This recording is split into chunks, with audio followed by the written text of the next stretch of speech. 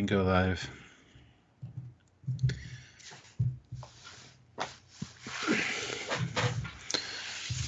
Welcome back, guys. It's time to return to the holodeck. Holodeck number 3 is where we do these experiments. These are tales from the holodeck, where we mess with the computer program and see what the computer comes up with as far as stories go. It should be quite interesting. This is episode number 2. The first one was like a test. We're going into it today, hopefully with a little bit better understanding. And you guys are in charge. You guys get to decide what the next prompt is for the story, and we throw it in and you can progress the story forward. So it should be fun. I hope you guys participate. Last one was pretty good. Had some interesting stuff thrown in. So and this is Captain Kirk and Captain Sulu, episode 1, A New Life. Or New Life. Sorry, not A New Life. Yes. So as last time, guys, we're doing everything in script format. Oh, hi, guys, by the way. Welcome to Monday. So this is all to try and make it as interactive as possible and fun as possible and random as possible. We've told the ChatGPT engine to create in a script format with 2 characters for the most part. Me and Stuart will take a person each, as you can see via the thumbnail. Those are 2, and our robot in the middle who's doing all the hard work. And we act whatever happens.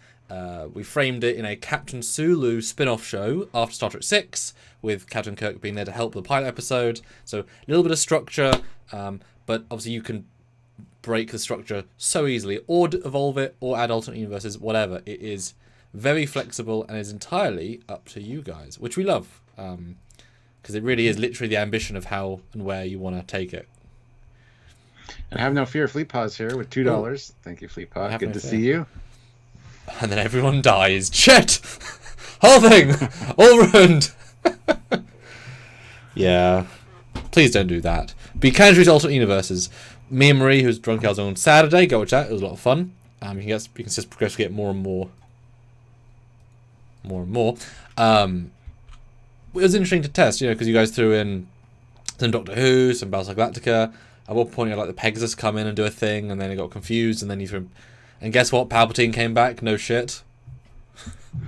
Again.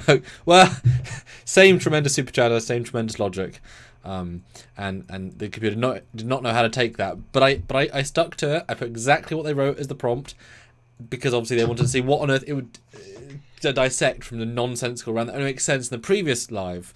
And guess what? It made sense. I was like, shit, that made some sense. Nice. So that was really, really rather fun. Nice. All right, I'm going to start sharing and have people join us for this. All right, I'm going to tell you guys to hit like. We've got 25 people watching and only 6 likes. Hit that like button, guys. We want you to participate, and it also helps out the channel at the same time. If you super chat in any amount with the next prompt, after we're each going to take a character, we're each going to read the stage directions. So you guys get to decide what happens next in the story. You can throw twists. You can make it... You can make it serious. You can make it funny. You can do whatever you want. You guys are in control with the super chats. So, yeah, we want you guys to be a part of this. So please help out the channel any way you can. You can also join the channel. There's a join button down there where you can join on YouTube and get your name in the closing credits sequence with the Fleet Flyby. Get your name in there as well as be assigned a ship. So consider joining the channel as well, or head on over to Patreon/Trekyards. It's another way you can join us on a monthly basis. Again, we really appreciate that, and it helps us out immensely, more than you realize. So if you can, please do so. Also, there are links down below to the Teespring and the TeePublic store. You get yourself some cool Trekyards merch. We want to see you guys wearing Trekyards merch. There's some cool stuff, so go check out those links as well. And just be part of the discussion. In the regular chat, just comment on the story that's going on. And if you want to super chat in and throw us a curveball or 2, you can. So you guys have all the power here with those. So any amount, just give us the next prompt, and we will gladly just copy and paste it and see what the AI does. So anyhow. And I am all right. Back. Hello. I will read stage directions if you wish. Ah, excellent. So we have got a pre-created bit of script here. Guys, this is Sulu and Kirk. We told you minimum stage directions just for clarity, because last time it was a little bit annoying. So yeah, so this is where we start, Stuart. So yeah, so who do you want to play today, Stuart? I'm going to be Kirk today, I think. Well, okay then. All right, so let's get underway. Okay. New life. Interior, USS Excelsior, Captain's Ready Room Day. Captain Hikaru Sulu sits at his desk reviewing reports. He looks up as the door slides open, revealing Captain James T. Kirk. Hikaru! Open line. No, Let's see. What? I was so pricked by the sound effect. Sorry. Hold on. Hikaru, I hope I'm not interrupting. Not at all. Jim, please come in. What brings you to Excelsior? I was not warned by your presence despite being the captain. No one told me. Just thought I'd pay a visit to the finest captain in Starfleet, besides myself, of course. Flattery will get you everywhere. Jim, what's on your mind? I heard about your recent discoveries in the Beta Quadrant. Quite impressive. Thank you, Jim. It's been an exciting journey so far. I envy you, Hikaru. Exploring the unknown, charting new territories. It's what we all dream of, isn't it? It's been a long road, Jim. I keep calling you Jim. Sorry, Jim. But it's worth it, Jim. The thrill of discovery. The camaraderie of the crew. There's nothing quite like it. I remember those days well. Sometimes I miss the adventure, the adrenaline rush of facing the unknown. Are you trying to tell me you're bored with retirement, Jim? Well, maybe a little. But don't tell anyone. I have a reputation to uphold. Your secret is safe with me. Your secret is safe with me, old friend. Hikaru, I didn't just come here for a social call. Starfleet has received a distress signal from a nearby star system. They're asking for our assistance. Understood, Jim. Stop calling him Jim! I'm going to tell it to stop calling him Jim. It's annoying. Set a course and inform the... Am I saying... You doing it? Set a course and inform the crew. We'll head there immediately. Good to see you haven't lost your sense of duty, Hikaru. Oh, yeah. Sulu made the right choice in giving you command of the Excelsior. Thank you, Jim. It means a lot coming from you. Shake, shake, shake. Take care out there, Hikaru. And remember, the unknown isn't something to fear. It's something to embrace, especially if it's sexy. I'll keep that in mind, Jim, until we next meet. Until then, Captain Sulu. No specifics. Okay, lots of places we can go from there. All right. Oh, Tobias, yes. Keep up and say hello. It does feed me. So, yeah. Oh, my. Okay. Yeah. I'll do a second chapter just so we have something more to go on. Okay. Story, but stop Sulu calling Kirk Jim all the time. I wouldn't say that. You'd say it once or twice. Yeah. But that's it.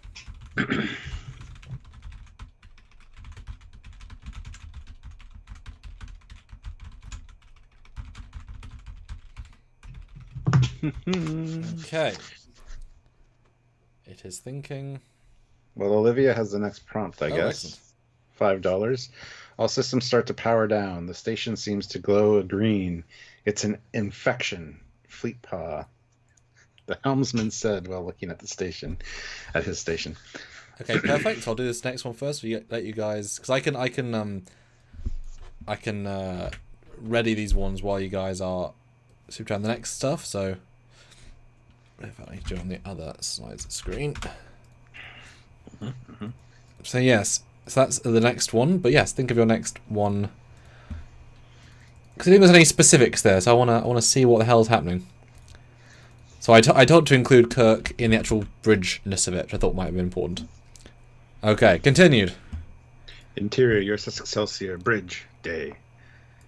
Captain Sulu and Captain Kirk step onto the bustling bridge, where officers are diligently attending to their duties. All hands, prepare for immediate departure. Stay course to the distress signals coordinates. Maximum warp. You forgot attention, but that's okay. Attention! Attention! I'm doubling on the attention. Crew member. Aye, Captain. Course laid in. Engaging warp engines. The Excelsior hums to life as it leaps into warp speed, streaking across the stars towards its destination. They knew the streaks. Yeah, I'll be secondary people. Used to be stage directions. Yeah. Okay. Impressive ship you have here, Hikaru. Feels like home. Thank you, Captain. We've done our best to make her feel worthy of her name. Indeed you have. And I must say, it's good to be back on a starship again. Retirement was starting to lose its charm. I can imagine. Once a captain, always a captain, right? You've got that right, Hikaru. There's just something about being over here among the stars, facing the unknown. That gets the blood pumping. Mind if I take a look? Be my guest, Captain. Kirk takes the helms, his hands moving with the ease of someone who has done this 1,000 times before. Sulu watches with admiration. Still got it, huh? Never doubted it for a second. Captain, we're approaching the star system where the distress signal originated. On screen. The view screen flickers to life, revealing a distant planet surrounded by debris. Sulu's expression grows serious. Looks like we've got a work cut out for us, Captain. Agreed. Let's see what we can do to help. All hands, prepare for possible rescue and recovery operations. Let's show them what Excelsior can do. The crew springs into action, ready to face whatever challenges lay ahead as the Excelsior continues its journey towards the troubled star system. Okay.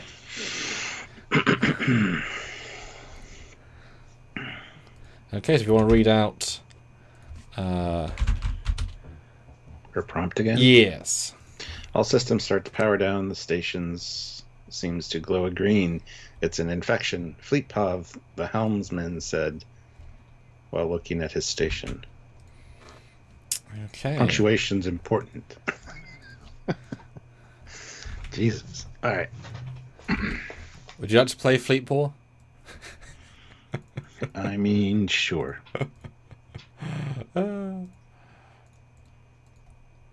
Don't know what it's going to give us. I don't know. No idea. And it's nice. I was nicely generic enough. Anything can happen still. Okay. Excelsior Bridge. The bridge of the Excelsior falls into the eerie silence as the lights dim and consoles begin to flicker with an unnaturally green glow. Oh. Is that you? Oh. Frantically tapping at his malfunctioning helm station, Captain. Oh. Captain, all systems are shutting down. It's some kind of infection. What kind of infection, Ensign? I'm not sure, sir. It's speeding through the ship systems like wildfire. Can you isolate the source? Oh, I'm trying, Captain Kirk. It's moving too fast. We're losing control of the ship. Ooh. We need to contain this before it spreads any further. Any ideas, Captain? We'll have to shut down all non-essential systems and quarantine the infected areas, Ensign. Oh, sorry, areas. Ensign, can you reroute power to the containment fields? Aye, Captain. The crew works frantically, rerouting power and isolating sections of the ship infected by the mysterious infection. Alarms blare as the Excelsior struggles to maintain control.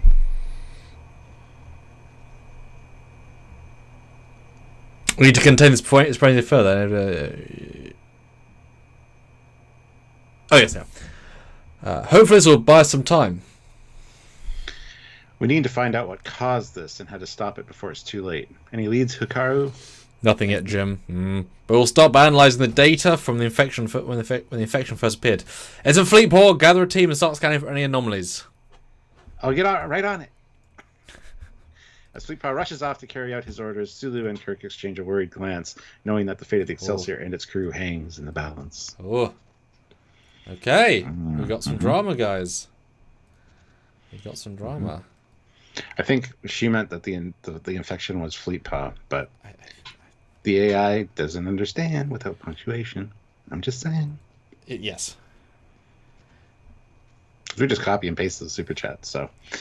Well, yeah. I mean, it's an infection. Fleetpaw, the helmsman said while looking at the station. Fleetpaw, the helmsman. Like, it was pretty clear what was asked. But she structured it as it's an infection. Fleetpaw, the helmsman said while looking at his station, implying that the infection is Fleetpaw. Yeah. 25 people here, 11 likes. Hit that like button, guys. Be part of this holodeck simulation. Create an adventure with us. Literally throw in almost anything.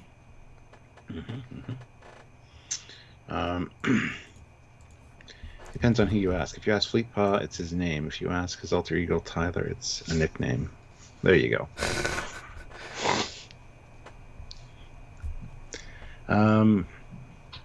Yeah. Let's come on, Sweetpaw. Yeah. He's Ensign Fleetpaw on this one. Far funner.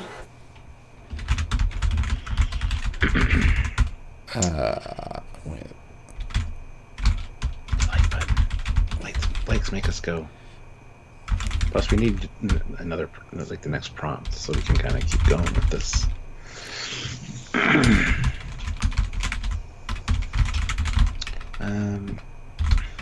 Yes.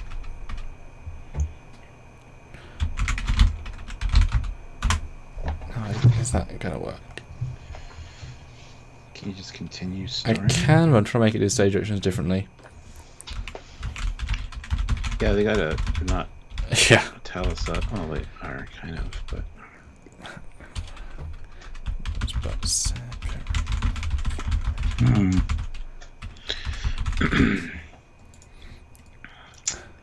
Dun dun dun. Trying to see. Dun, dun, dun. I think we need to get this computer in Holodeck 3 fixed.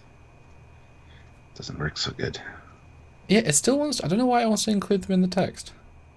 It's very confusing. I don't know why. It wasn't doing that before. No. Because you said minimal stage direction. Yeah.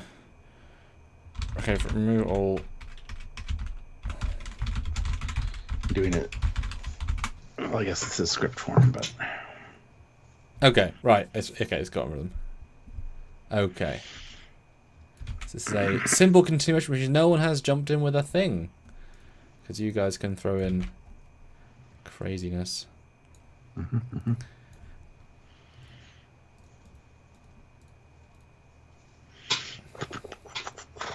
So, Excelsior Bridge. Captain, all systems are shutting down. It's some kind of infection. What kind of infection, Ensign? I'm not sure, sir. It's spreading through the ship's systems like wildfire. Can you isolate the source? I'm trying, Captain Kirk, but it's moving too fast. We're losing control of the ship. We need to contain this before it spreads any further. There it is, Captain.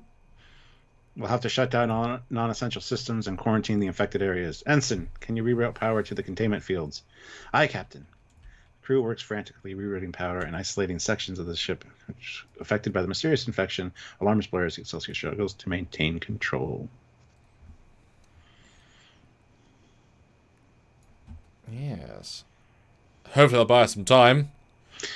We need to find out what caused this and how to stop it before it's too late. Yeah, that's The clear. crew springs into action, gathering data and analyzing the situation as the Excelsior races against time to confront the threats. That's much clearer. And Fleetpaw throws in $5. Fleetpaw encounters an Orion pirate, Olivia, Goodness. who kills him and shapeshifts to take his place in order to sabotage Excelsior's warp drive. Well, okay then. Goodness. Isn't it amazing? They can have an internal war in a Trek format we haven't got control over. That's madness. Madness. Okay.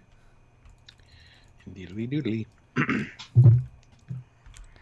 I guess I'll be Olivia. Olivia will show up. Okay. Let's see. Captain, all systems are shutting down. It's like some kind of infection. Okay, so we've already done this. Yeah, but it's adding the extra layer to it. That's why. Okay. Let's get to the Olivia. Okay.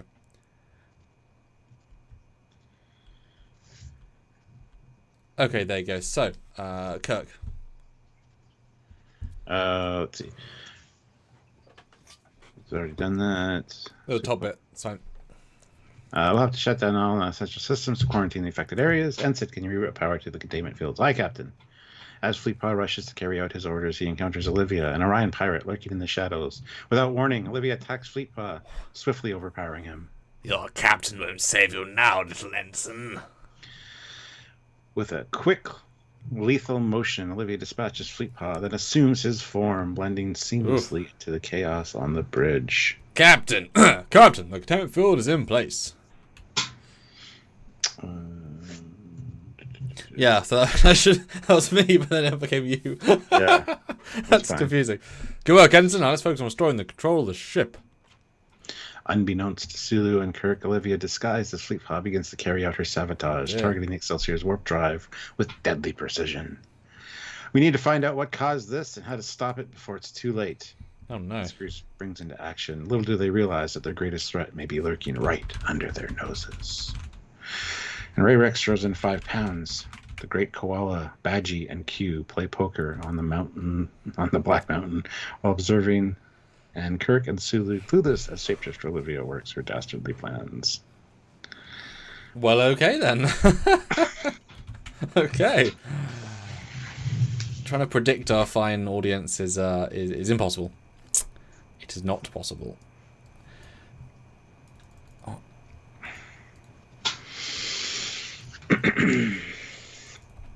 Who do you want to be? I'll be Q. I was Q yesterday. Okay, you be Badgie. I'll be Q and Koala, because you don't like the koala. Okay. As the crew works tirelessly to regain control of the ship, oblivious to the danger in their midst, a scene unfolds high atop a distant mountain on a remote planet. The great koala, Badgie, and Q sit around a makeshift table playing poker amidst the breathtaking scenery. The air crackles with anticipation as they observe the events unfolding on the Excelsior through a mystical viewing portal. Oh. Quite a predicament they found themselves in, wouldn't you say? Indeed, but sometimes adversity brings out the best in us. Can we speed this up? I have a universe torment, you know? As the trio continues their game back on the Excelsior, Sulu and Kirk remain focused on the task at hand, unaware of the shapeshifter in their midst. We're making progress, but we need to act fast. Agreed. Keep me updated with any developments. This is you, who was me, who is now you. Well, no, you're the Olivia shapeshifter. You got to do this part. Okay. Captain, there's a fluctuation in the warp drive's containment field. It could be a sign of the impending failure. Thank you, Ensign. Continue moving, monitoring the situation. Unbeknownst to them, Olivia's manipulation inches them closer to disaster, while the cosmic observers on the mountain peak watch with keen interest. This should be quite entertaining.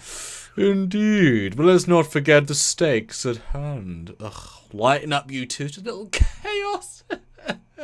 As the game continues and the drama unfolds, the fate of the Excelsior hangs in the balance, with only time and the whims of the cosmos to determine its outcome.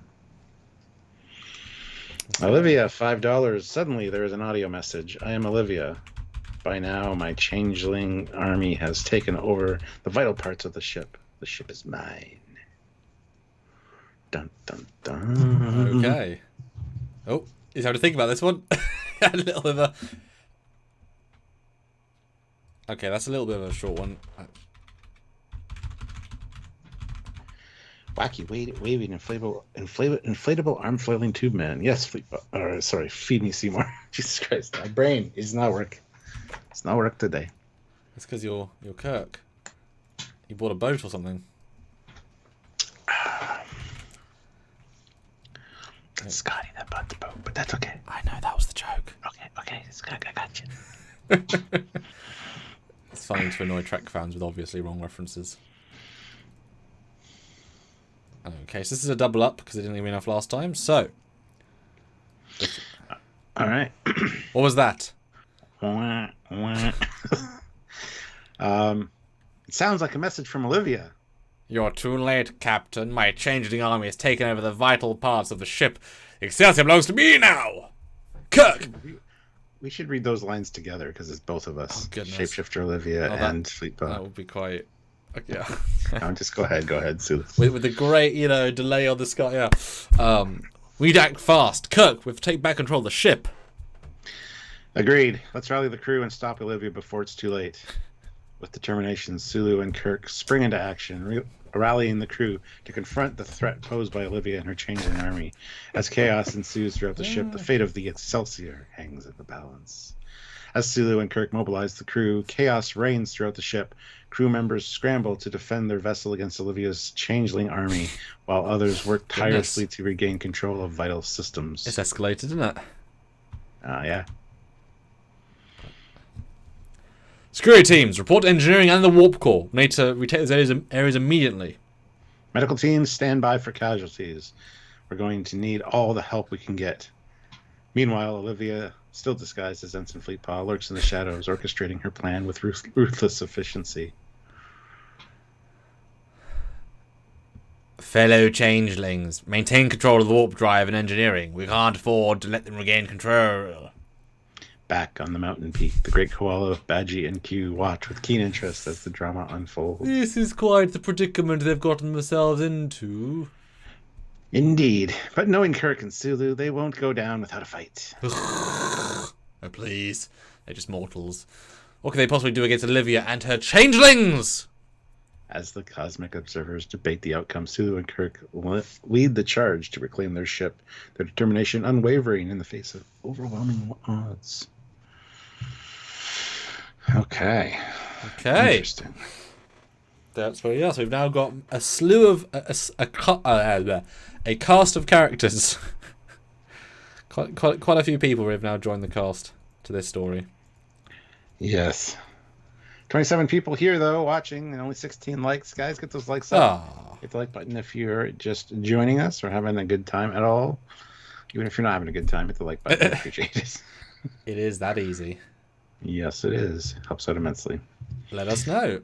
You guys, you know where we're going. We've set some characters up. Push us forward. However you want to go. You can add anything, anybody, any universe even. Do a thing. Really confuse the AI. Mm-hmm. And also force it to think of a solution. I'll tell you one that I did previously was I included the Terminators showed up. Like nothing else, just like, oh, you know, the T-800 total. Okay. Well, shit. You know, who's ahead to kill? Well, we'll find out. I don't know, you know. Up to you guys. And Fleetpool's dead. Sorry. Well, Ray Rex, 5 pounds. Q wants to make things more fun. He transfers Worf and Odo through time to help with the changeling infestation. Oh, that's tremendous. There's a lot of characters to read now. Goodness. So many people. Okay. I like it. I'll be Worf. You'll be Odo. Okay. Yeah, that makes sense. Oh dear. I like it.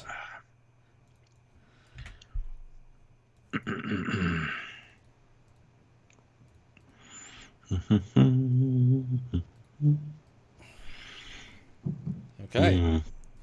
All right. As the crew of the Excelsior battles against the changeling infestation, a sudden burst of light engulfs the bridge, catching everyone off guard. What in the? What's happening?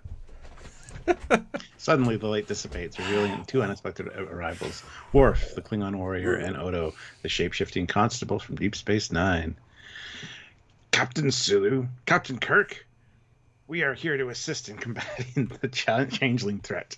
Indeed. It seems the situation calls... No, how do you speak? Calls my particular expertise. Yeah, you're Sulu, so... So, yeah, the thing hasn't... hold on.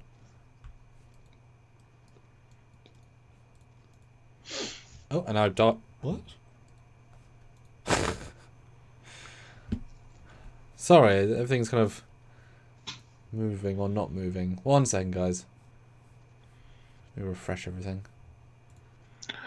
He's been infected by the fleet power. Yeah, just a bit. Everything just stopped. Just stop, man.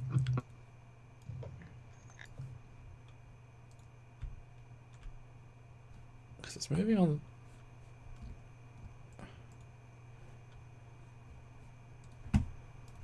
Ah, it's out of sync, that's why.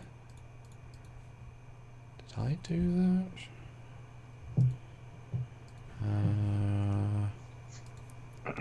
It's probably quite an important feature to keep it synced, I'm gonna be honest. Now having seen that the document's open on tab offline edit off. Okay. Off. How do I re-online edit? How do I? Can anybody help? I have no idea what you're even talking about. Well, yeah, it offline edited me, which means it wasn't updating. Okay, I've tried to recreate the tab.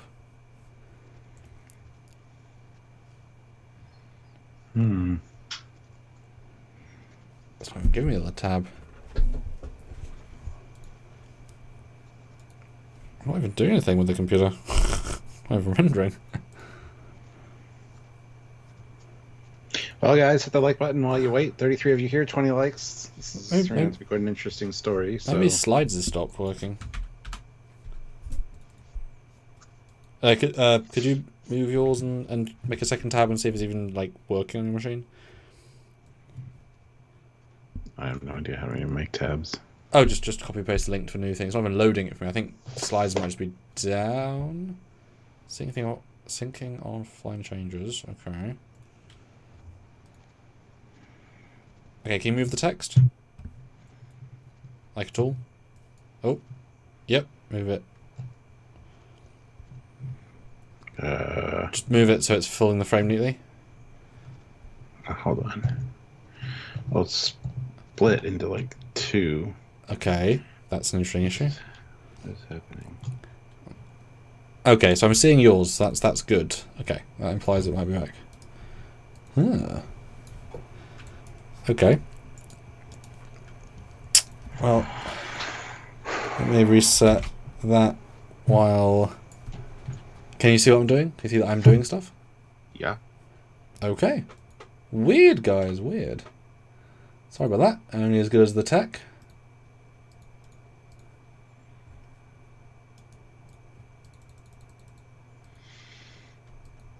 Okay, so we were doing that one. Okay, that's what it was. And no, Matthew, you got to be here on time. There's no what happened updates. You have to go back and watch later. But also you can break it by saying something new. Okay, right. Hello, we're back. Okay, so Sulu. So Worf, Odo, it's good to have you both aboard. We can certainly use your help. Q always did have a flair for the dramatic. Ah, Captain Kirk! Always the astute observer. I thought a couple extra hands might make things more interesting. Your assistance is appreciated, Q. Worf would never say that. But I trust you won't be causing any trouble.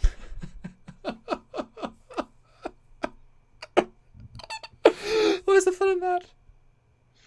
With Worf and Odo joining the fight, the odds begin to shift in favor of Excelsior. Together with the crew, they launch a coordinated assault against Olivia and her changeling army, determined to reclaim control of the ship. Okay. Now we've got Sergeant Montgomery with $5. Super. Sergeant Montgomery aboard the USS Foley, orbiting a planet infested with terminids, zombies, and moderators. A battery of Helo's torpedoes locked and loaded. Right. That tells us. I like it. Okay. Keep throwing in your things as we've got a couple of interesting curveballs, it looks like. All right. Interior USS Foley bridge. Oh, yeah. Sergeant Montgomery stands resolutely on the bridge of the USS Foley, his gaze fixed on the view screen, which displays the planet below infested with terminids, zombies, and moderators. You could be Montgomery. Status report. Addressing. Oh yeah. Oh. Sir, all the batteries of Helios torpedoes are locked and loaded. We're ready to engage on your command. Good. Prepare to fire on my mark. Goodness. Suddenly, the ship jolts as it takes a hit from an incoming attack. Shields holding at 75%, sir. Return fire. Target those terminids and zombies. We can't let them breach the planet's defenses. Goodness. The crew of the Foley springs into action, launching a barrage of Helios torpedoes at the encroaching horde. The explosions light up the view screen as the battle intensifies. Keep firing. We need to hold them off until reinforcements arrive. As the battle rages on, Sergeant Montgomery and the crew of the Foley fight bravely against overwhelming odds, determined to protect the planet from the terrifying threat below. Blah, blah, blah. Right. Okay. Next up is Fleetpaw with $20. Oh, thank you. Unbeknownst to the crew, Fleetpaw was not dead. Fleetpaw was a cybernetically enhanced being. When Olivia murdered him, he transferred his consciousness into the Excelsior's computer core, Oh, I like working it. to counter Olivia's plan. I like it. Oh, okay. Ooh. This is all you, being Fleetpaw again. All right, computer core. Excelsior computer core. In the depths of the Excelsior's computer core, the consciousness of Fleetpaw stirs. His cybernetically enhanced being interfaces seamlessly with the ship's systems, allowing him to observe and analyze the events unfolding on the bridge. Olivia may have thought me defeated, but she underestimated the extent of my enhancements. Fleetpaw's consciousness spreads throughout the ship's network. Whoa. Silently working to counter Olivia's plans and thwart her every move. Mentally communicating. Mentally communicating with the ship's systems. Initiate Initiate countermeasures. Encrypt all vital data. We must protect the Excelsior at all costs. As Olivia continues her machinations, unaware of Fleetpaw's presence in the ship's systems, Fleetpaw works tirelessly to undermine her efforts and turn the tide in favor of the Excelsior. I may be just a consciousness now, but I will not rest until Olivia's threat is neutralized and the Excelsior is safe once more. In the heart of the Excelsior, Fleetpaw's cybernetic essence becomes a silent guardian, fighting within the very fabric of the ship itself. Okay. What a twist, guys. What a twist. I feel twisted. We got Olivia with $5. Olivia changes and becomes Commander Laura Andrews, the chief engineer on the ship. And there she has access to the warp core. Okay. In a swift and seamless transformation, Olivia's form shifts, morphing into that of Commander Laura Andrews, the chief engineer of the Excelsior. With her new guise, she confidently strides into engineering, her presence commanding authority. So I'll be Laura because that makes sense in this. Attention, everyone! As chief engineer, it's my duty to oversee operations of this vessel. We have a critical situation on our hands. I need each of you to be at the top of your game. The engineering team nods in acknowledgement, unaware of the deception that stands before them. Commander, what's the status of the warp core? We're experiencing some fluctuations, but nothing we can't handle. I'll need you to run a diagnostic and report back to me with any anomalies, even the temporal kind. As the engineer rushes off to carry out her orders, Commander Andrews moves with purpose towards the warp core, her mind already at work on her nefarious plans. With access to the warp core, I can disable the Excelsior's ability to flee. The ship will be at my mercy, and victory will be within my grasp. With single-minded determination, Olivia, disguised as Commander Andrews, sets her sights on sabotaging the warp core, unaware of the silent guardian within the ship's systems working to thwart her at every turn. Yep. All right. John Walker, $5. Somehow Cisco comes back from the Celestial Temple to help. Yep. This is a DS9 love fest, isn't it, today? I think that text was actually the white like I told it to be. There we go. And you got a white bar on the left-hand side there. It shifted. Yeah. That's exactly where it wants to be. All right. Excelsior Bridge. As tensions rise and Olivia, disguised as Commander Andrews, moves to sabotage the warp core, a sudden ripple in space-time sends shockwaves through the Excelsior. Is it because it... Yeah, it doesn't like to be in the middle anymore. Huh. Hold on. It was perfect earlier, but it's no longer perfectly lined up, which is weird. There's a bit of manual work that goes on with this, guys. It's not quite as sleek as other things.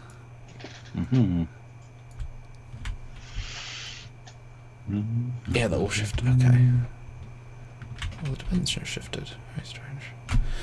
Okay. What's happening? I could feel it. Something. Someone. Suddenly, a figure materializes on the bridge, bathed in a radiant light. Is none other than Benjamin Sisko, former captain of Deep Space Nine, returned from the Celestial Temple. You can be him. Yep. I'm here to lend a hand. Captain Sisko, who I know who you are for some reason. But how?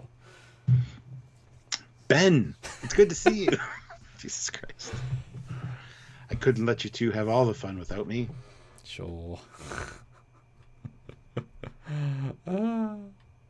Cisco strides purposely onto the bridge, his presence commanding respect and confidence.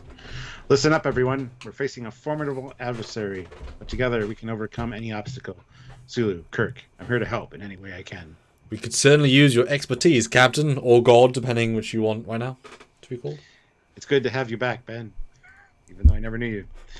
With Cisco's arrival, the crew of the Excelsior gains a powerful ally in their battle against Olivia and her changeling army. Together, they stand united, ready to face whatever challenges lie ahead. Right. So many characters now. What do we got next? Olivia, $5. Olivia transfers Fleetpaw's consciousness into a portable holodeck, causing Fleetpaw to believe she's helping but not helping. Wow. Can we not make this about our moderators and make it about the goddamn characters in the thing? Hold on. It missed one little thing.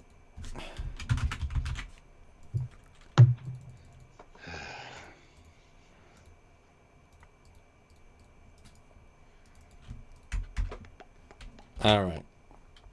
Excelsior Engineering. As Olivia, disguised as Commander Andrews, continues sabotage of the warp core, she accesses the ship's holodeck controls with ease. With a devious glint in her eye, she initiates a complex series of commands, transferring Fleetpaw's consciousness into a portable holodeck. And Fleetpaw's next super chat says he can't be removed from the computer. Okay. So, anyway. Let's see how our cybernetic friend likes a change of scenery. Where is that? Oh, okay.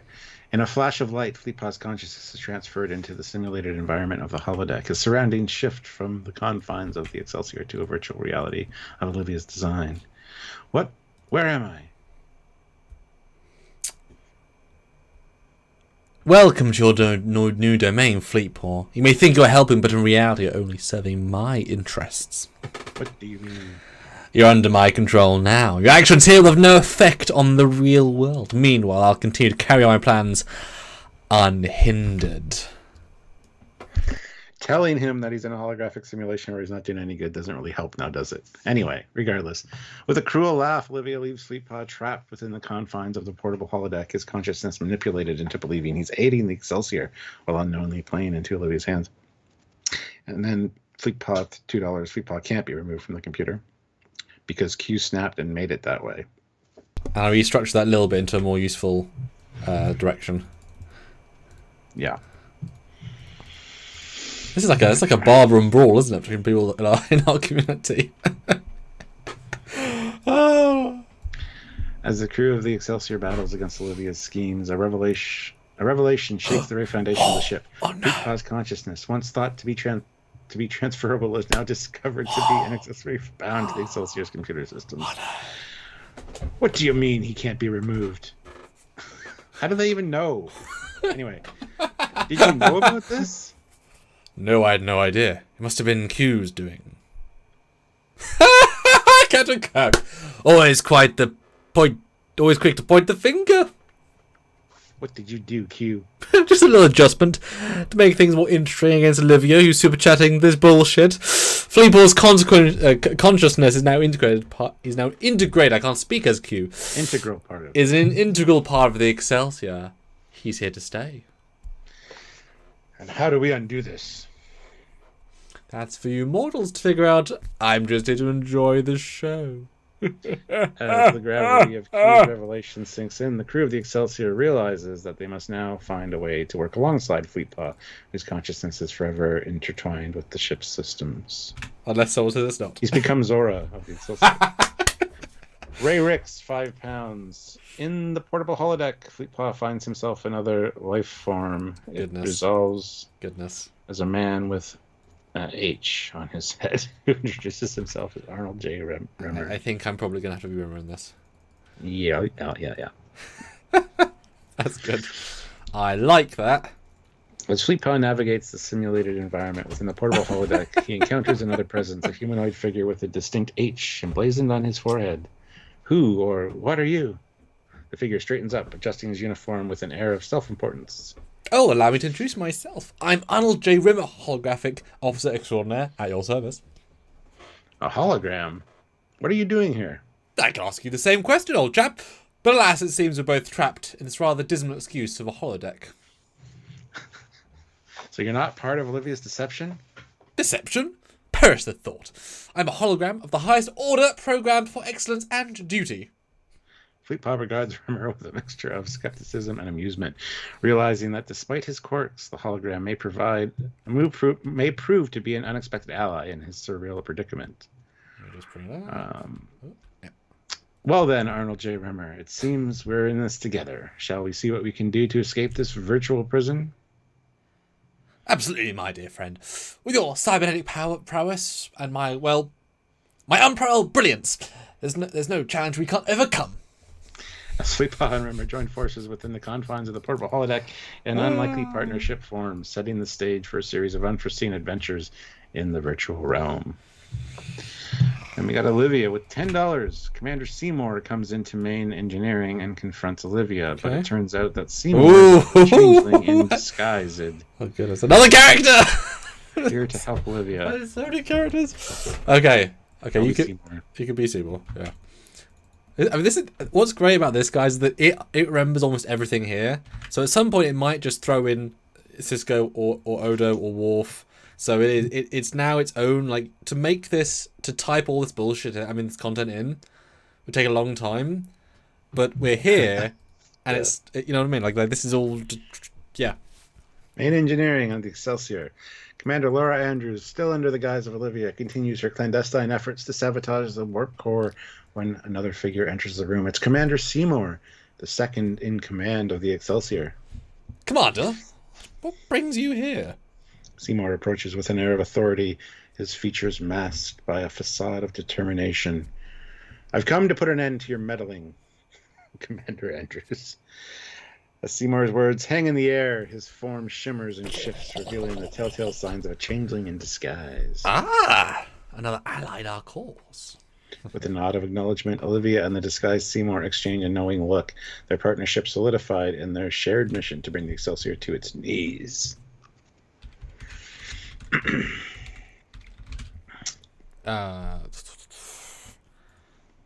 Together we'll ensure the success of our plans. The Excelsior will be ours!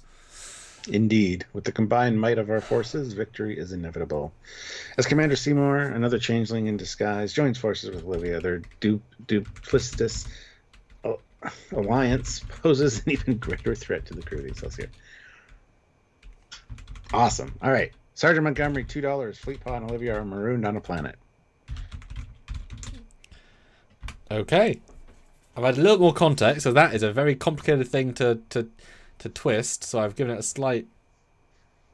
I've asked it to explain how. I don't know how suddenly they've become marooned. But I see the joke, guys. Well done. Let me guess. Olivia brings some little wooden figures of soldiers. And the other one eats a curry of dog food. Okay. Excelsior Bridge. Amidst the chaos of battle, a sudden rupture. Are we in a battle? Oh, the changelings. Yeah, there's an army. There's an army in the ship. Yeah. A sudden rupture in the ship's systems causing an unexpected chain reaction. Sparks fly, alarms blare, and the crew scrambles to contain the crisis. What's happening? Captain, we've lost control of the warp core. It's going critical. Eject the core before it detonates. Or we need to eject the core before it detonates. Sorry. As the crew rushes to execute Kirk's command, Fleetpaw, still trapped within ship systems, detects the imminent danger. Olivia is manipulating the core. She's causing the overload. We have to stop her! Oh goodness, this is a long one. Oh wow. Eject the core now! Did a long one. The seconds ticking away, the crew races against time to prevent catastrophe. However, Olivia's sabotage proves too advanced, and the warp core breach becomes inevitable. Captain, we're not going to make it!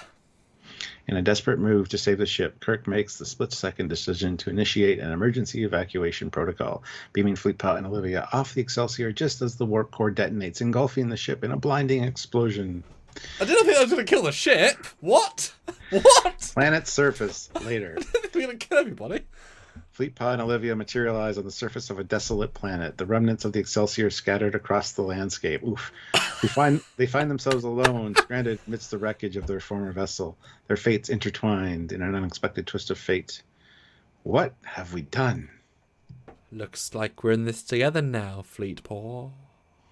With the Excelsior destroyed and their survival uncertain, Fleetpaw and Olivia must now navigate the challenges of their newfound situation, their rivalry taking on a new dimension in the harsh wilderness of the alien planets. So now we got Matthew DeFreitas with $5. A Constitution-class ship enters the system. Captain Kirk receives a hail from the ship. On screen, Kirk sees Harry Mudd on the bridge of the ship. And I'm going to modify that on his communicator, because obviously there is no ship anymore. I don't want to confuse it. I like this. This is yeah. There was a hail from a ship.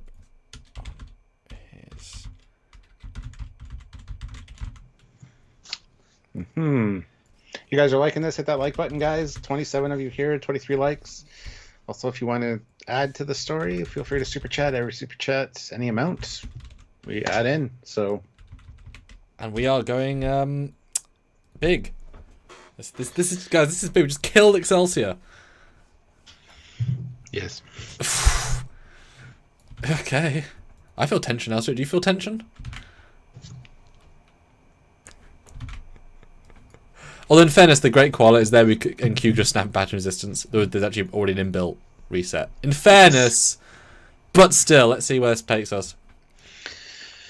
As Captain Kirk surveys the desolate landscape of the planet where he and Olivia are stranded, a sudden alert erupts in the grim silence. His communicator chirps, signaling an incoming transmission. He doesn't press a button, but that's fine. Kirk here.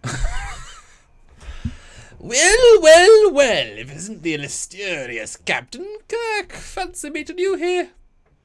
Mud? What are you doing here? Oh, just a little joyride in my new acquisition. Thought I'd swing by and see what trouble I could stir up. And what, exactly, have you gotten yourself into this time, Mud? Oh, nothing out of the ordinary. Just a little bit of smuggling, a dash of piracy, you know the usual. Mud, if you're so involved, if you're involved with any illegal activities, I will have to take action. Oh, Captain, always a stickler for the rules. But I'm afraid I'm a bit busy at the moment. Perhaps we can catch up another time. Ta-ta! The transmission... He's gay apparently in 1 second, oh dear. Leaving Kirk to ponder the implications of Mud's unexpected appearance in the system. Mud on the loose again. This just got a lot more complicated. With Mud's presence adding another layer of uncertainty to their dire situation, Kirk prepares to face whatever challenges lie ahead on the desolate planet. And I will say that Marie's one of her funniest comments on Saturday was, a lot happens today. Like, this is a very, very busy day for this cast. Like, shit keeps happening. We said that with our first one, too. Yeah, it's the busiest day possible.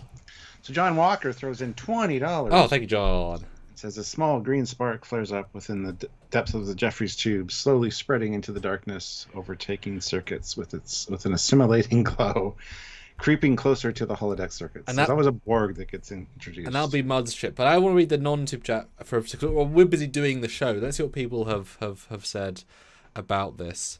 Better than Discovery, I saw. Let's see. Sure, Ace Rimmer, Snake Me a Kipper, yeah. Thinking that, yeah. Slingshot Norris appears. Better script. Is this how Discovery writes their episodes? I hope not. That would be crazy. Okay, so. This is on Mud's Constitution. Yes. Yeah. Although it's funny because now it actually says the spell issues, which obviously I would never even think to see. It's like, oh, that says. Okay, so we've now got new characters in Mud's ship. Okay, that's fine. We'll go as we go. Okay, I'll be Mud, you be everyone else. Okay.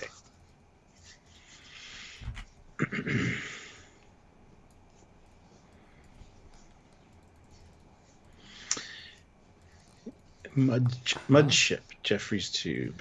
Yeah. Oh. All right. Within the depths of the Jeffries tubes aboard Mud's ship, a small green spark ignites, casting an eerie glow in the darkness. With an almost sentient purpose, the spark begins to spread, its insidious energy overtaking circuits and systems as it creeps deeper into the ship. Unbeknownst to the crew, the green spark carries with it a malevolent force, assimilating and corrupting everything in its path. Everything seems to be running smoothly. Suddenly, a flicker of movement catches the engineer's eye as the green glow of the spark intensifies, signaling its relentless advance. What in the galaxy is that? As the engineer approaches cautiously, the green spark pulses with an unnatural energy, assimilating nearby circuits with an insatiable hunger. We need to contain this before it spreads any further. Meanwhile, aboard the holodeck, oblivious to the encroaching threat, crew members continue to enjoy their simulated environment, danger lurking just beyond the circuits. Okay, thanks for some specifics there, guys. Olivia, $5. Olivia is marooned on the planet, but before the ship gets out of range, Seymour secretly beams her back. He's already up there. Okay. Uh, Mudship Bridge. As Mudship prepares to depart the system, Captain Seymour covertly accesses the ship's transporter controls. With a calculated glance over his shoulder, he initiates a clandestine transport. Sorry, Olivia. This is for the greater good. Meanwhile, aboard the desolate planet's surface. Aboard the planet's surface. Okay. Olivia watches as Mud's ship begins to ascend into the sky, resigned to her fate. So this is how it ends. Suddenly, a shimmering light envelops Olivia, and as she is whisked away from the barren landscape, her form dematerializing into the confines of the transporter beam. Back on Mud's ship, Seymour maintains a stoic expression as he watches the transporter controls console complete the sequence, concealing his actions from the rest of the crew. I hope I'm doing the right thing. As the transporter cycle completes, Olivia materializes on the transporter pad, her expression a mix of surprise and confusion as she realizes she has been rescued. What? Where am I? With Olivia safely aboard Mud's ship once more. She never was. Her future remains uncertain. Her fate now intertwined with the crew and their enigmatic adventures. Oofta. All right, Ray Ricks, 5 pounds. Also in the system, the Starbug appears. Rimmer receives a hail. He tells them to go to Red Alert, but they tell him they can't find the red light bulb. Accurate.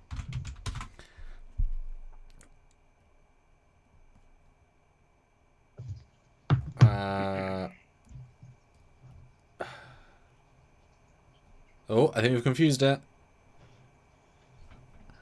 It thinks Rimmer's at Starbug and it thinks Excelsior's still around. Oh no, Remnants. Okay, that was what it is. Okay, good. Okay. Okay, yeah, okay. So apparently Rimmer is now. Well, in fairness, it might be a different Rimmer. So I'm going to treat this as a different Rimmer character until otherwise said. Yeah. Because it makes sense that there might be two. But yeah, I thought their ship was still fine, but it is not. Okay. Rimmer stands at the helm of the Starbug, his posture rigid with authority as he oversees the operations on the small craft. Suddenly, an alert flashes on the console, indicating an incoming transmission. On screen! The view screen flickers to life, revealing the image of a small, damaged vessel floating in space, the remnants of the USS Excelsior. This is Commander Arnold J. Rimmer of the Starbug. Identify yourselves and state your intentions. The response comes swiftly, transmitted from the damaged vessel. This is Captain James T. Kirk of the USS Excelsior. We require immediate assistance. Our ship has been destroyed, and we're stranded in the system. Red alert! Prepare for action! Commander, we can't find the red alert button. What do you mean you can't find it? It's right there! Next to the green one! There are green ones, sir?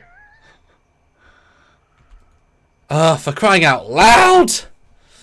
As Rimmer struggles to maintain order on the chaotic bridge of the Starbug, the crew braces themselves for the impending encounter with the stranded crew of the USS Excelsior. What the?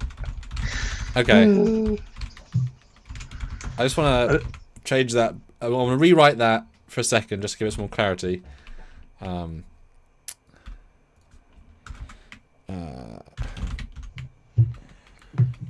Sergeant Montgomery, member for 40 months at the rank of lieutenant, says a copy of Fleet Pod and Olivia materialize, molded into a new being. Sulu questions his unfamiliar being. Meanwhile, the Red Angel appears. Oh, this is great. I don't think so. I know who the Red Angel is, though. I think it will. Maybe just. Okay. Do you know how to do Lister's voice from Red Dwarf? He's a Brumme. Yeah. Okay. I need me curdy. There you go. So yeah, I've just swapped to get with the same script with 2 slight tweaks, just because I want to bring Lister in. It makes no sense not to have Lister. Okay. Why wouldn't it be Lister? Okay, so the same scene again, but a bit more clarity.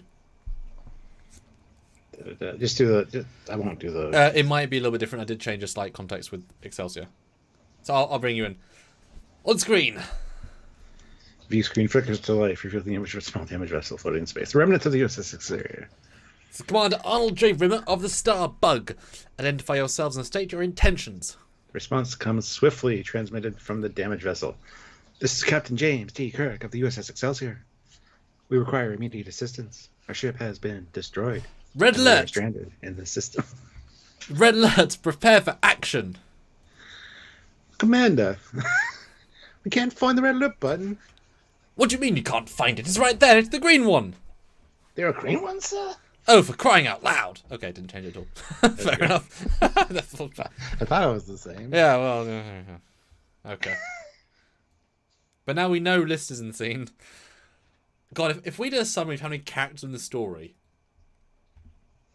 that's probably what we'll do at some We should point. do a tally of what this would cost, what each actor's going rate is. And... Yeah. I have asked that before. It's pretty hilarious. Okay, so that was reiterate the. A copy of Fleetpaw and Olivia's materialized. A copy of Fleetpaw and Olivia materialized, molded into a new being. Sulu questions this unfamiliar being. Meanwhile, the Red Angel appears. Okay, so I don't know if it knows what it is. We'll see. If it doesn't, it doesn't. This is all the AI, man.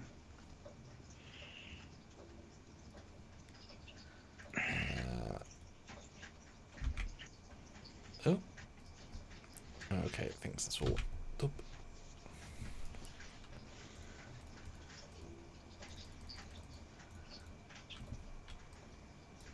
Okay. USS Excelsior Bridge. Sulu and the rest of the crew watch with the. Wait. We're all no. The ship's blown up. What do you mean? Wait, what? What's that? No. Remember, the Excelsior was destroyed. Stupid computer.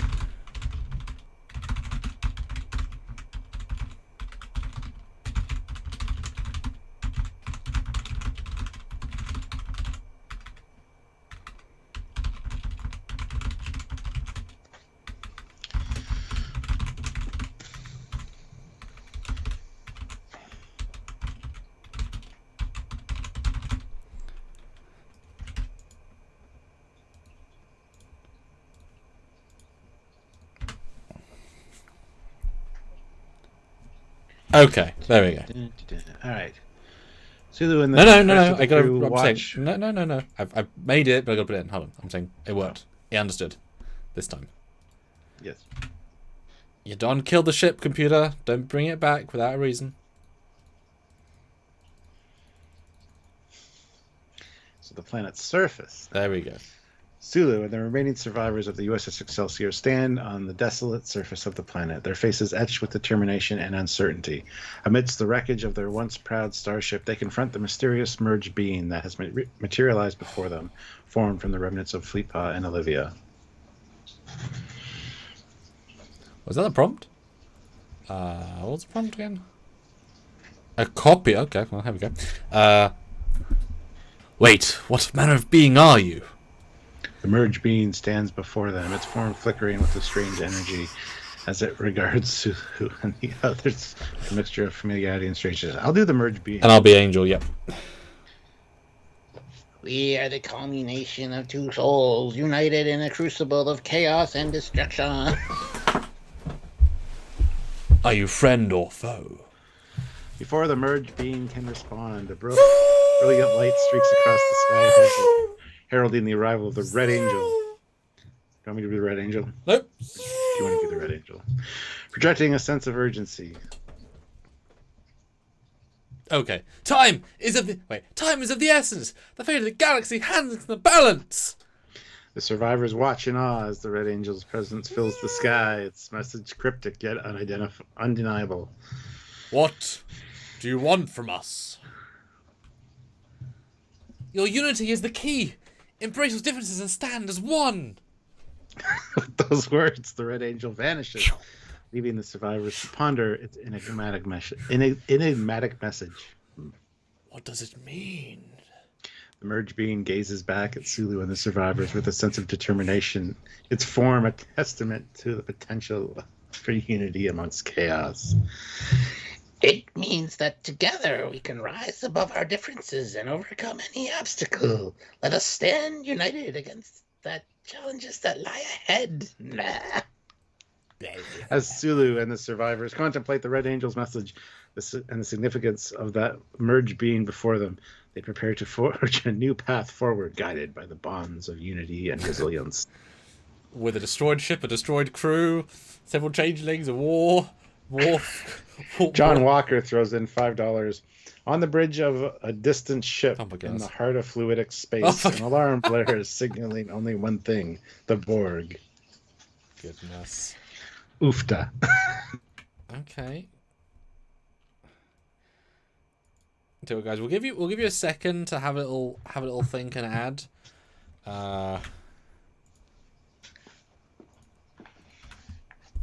Yeah.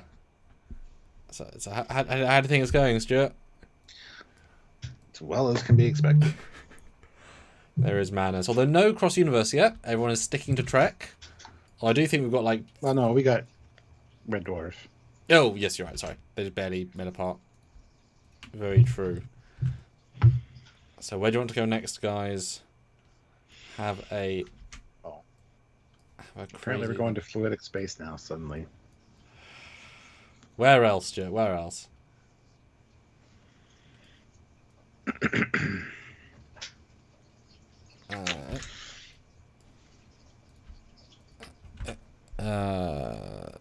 Okay, yeah. Philippa and Olivia equals Philippa. Philippa. Oh, Philippa Giorgio. Oh, no. In you. Okay. I don't think it knows that fluidic space is 8472, but okay. Don't think it understands that. Distant ship bridge. In the heart of fluidic space, aboard a distant ship, the atmosphere is tense as alarms blaze throughout the ship. An imminent threat. You want to be the captain or the officer? Yeah, you could be captain. Report!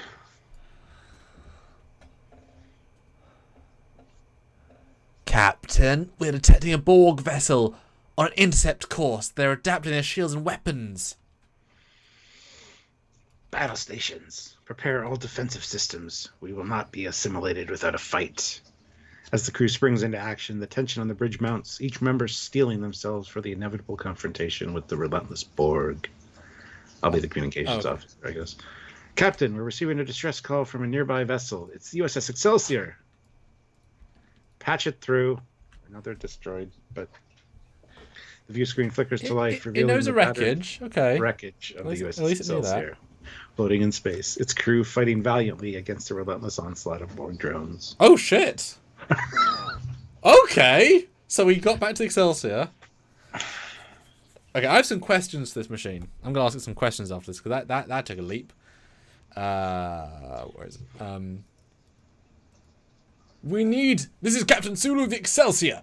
We need immediate assistance. We're under attack by the Borg. As the transmission ends, the captain of the distant ship watches with a mixture of concern and determination, knowing that they must act swiftly to aid their fellow Starfleet captain.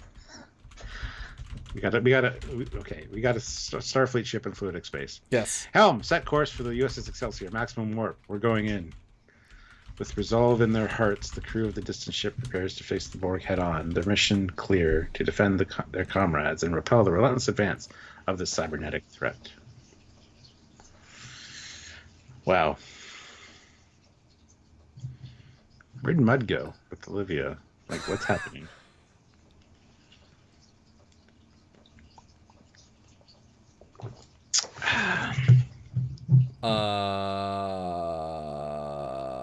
Okay, no.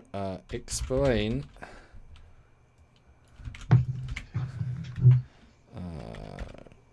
Write it in clear text. Not in script.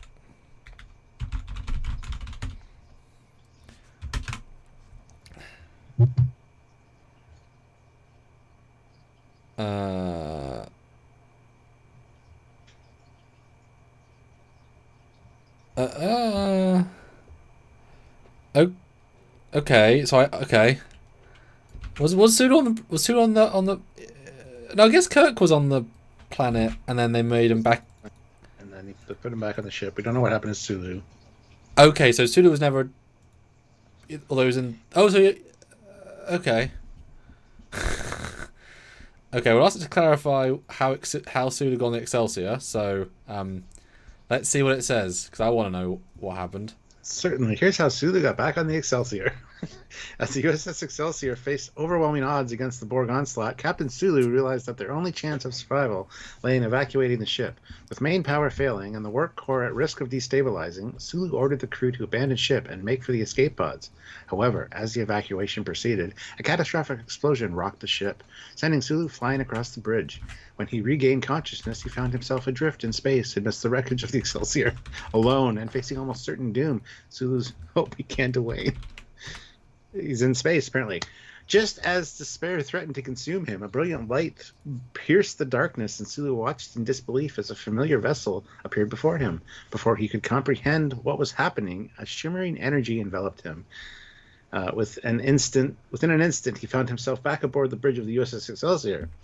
The crew greeted him with relief, having feared that they had lost their captain. Though the details of his return remained a mystery, Sulu knew that somehow, against all odds, he had been brought back to his ship. With renewed determination, he focused on regrouping his crew and facing the challenges that lay ahead. In essence, it was a miraculous return, orchestrated by unknown forces, that brought Captain Sulu back to the USS Excelsior when all hope seemed lost. And that makes sense, because we got Badgie, Great Koala, and Q watching on, and also Cisco. Celestial Temple Cisco returned. So...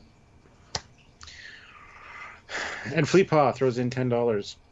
Fleetpaw sits on the mountain. You got to say the Black Mountain, so people know. With Q and the Great Koala. What happens now? We let them screw it up, and then Q snaps his fingers and fixes it. The Koala says, pouring Fleetpaw bourbon. Oh, good God.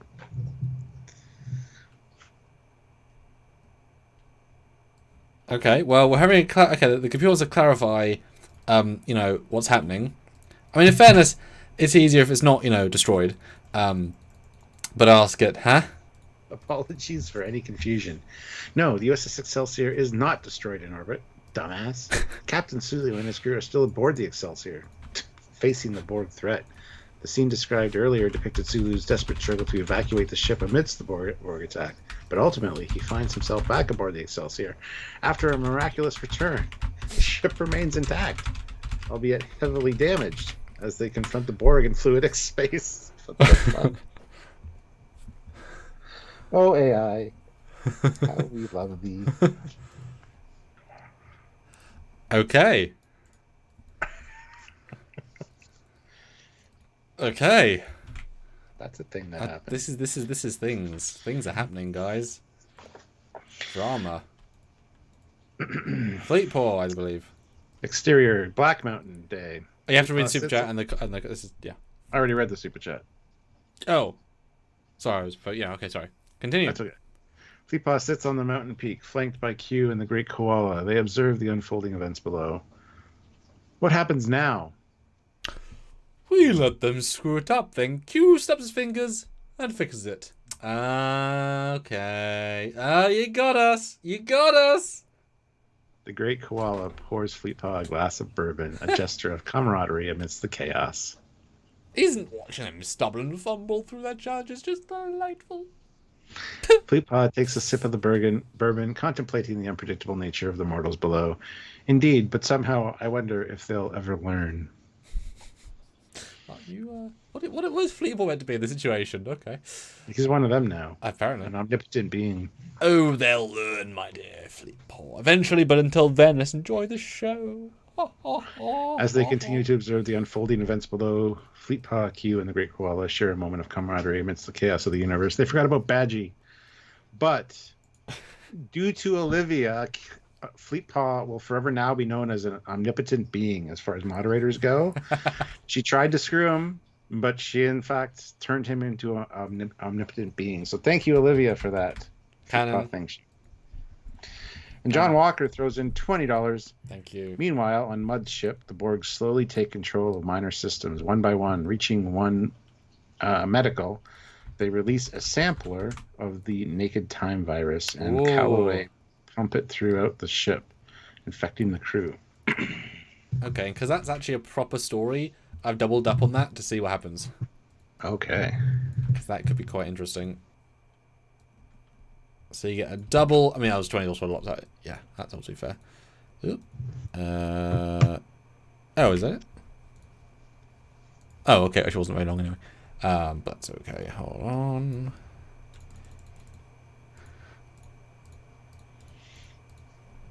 Okay. Mud ship bridge. On mud ship, tensions mount as the Borg infiltrate the vessel, methodically seizing control of minor systems.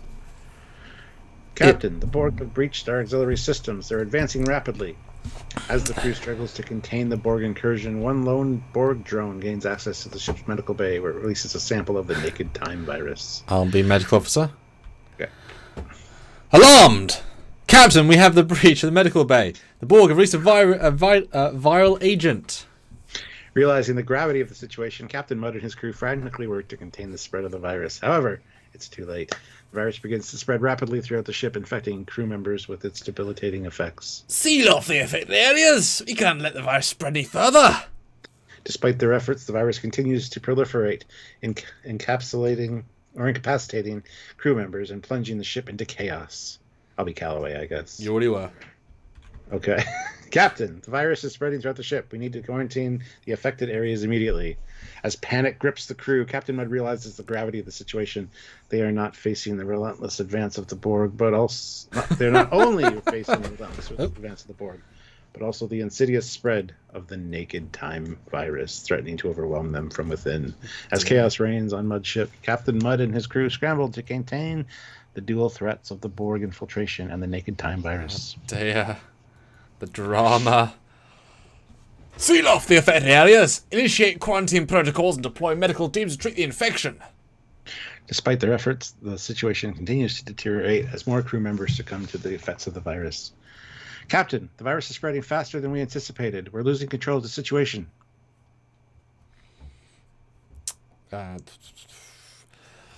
We can't afford to lose control now. We need to find a way to neutralize the virus and repel the Borg incursion before it's too late. Meanwhile, in the depths of the ship, no. the Borg continue to advance, assimilating minor systems and gaining ground with each passing moment. Okay, we can do this one together. Okay. Bring us in. 3, 2, 1. 3, 2, 1. Resistance is futile. You will be assimilated. As the crew of Mudd's ship faces the dual threat of the Borg and the naked time virus, they resolve to put their resolve is put to the ultimate test.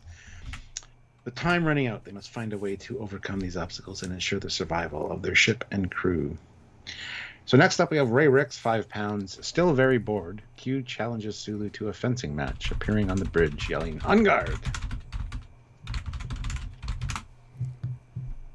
Okay. Okay, cool. Oh, goodness.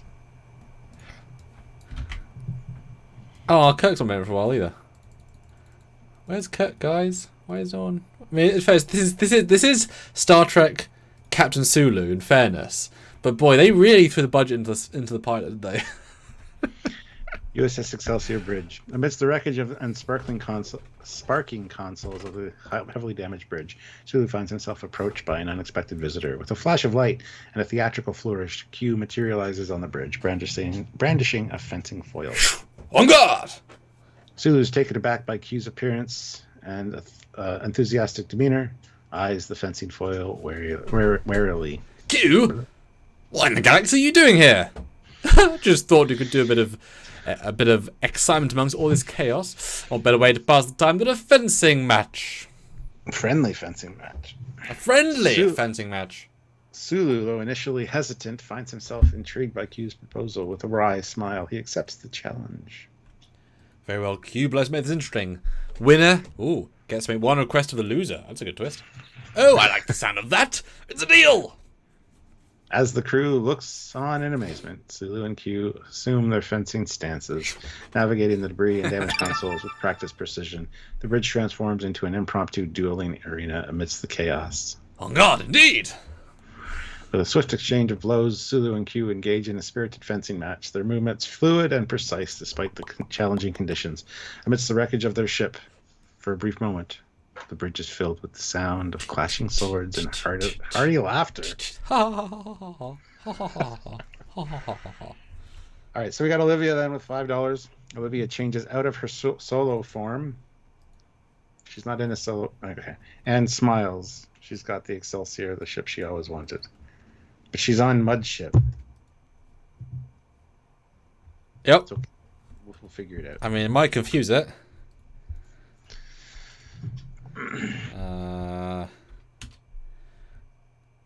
Okay.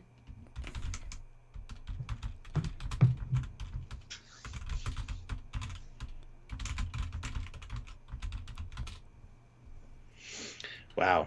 Hit like if you haven't already. We got 34 likes and 25 people here, which is awesome. And no poll either. Okay, so I modified it slightly, just add a bit of it's no longer just nonsensical.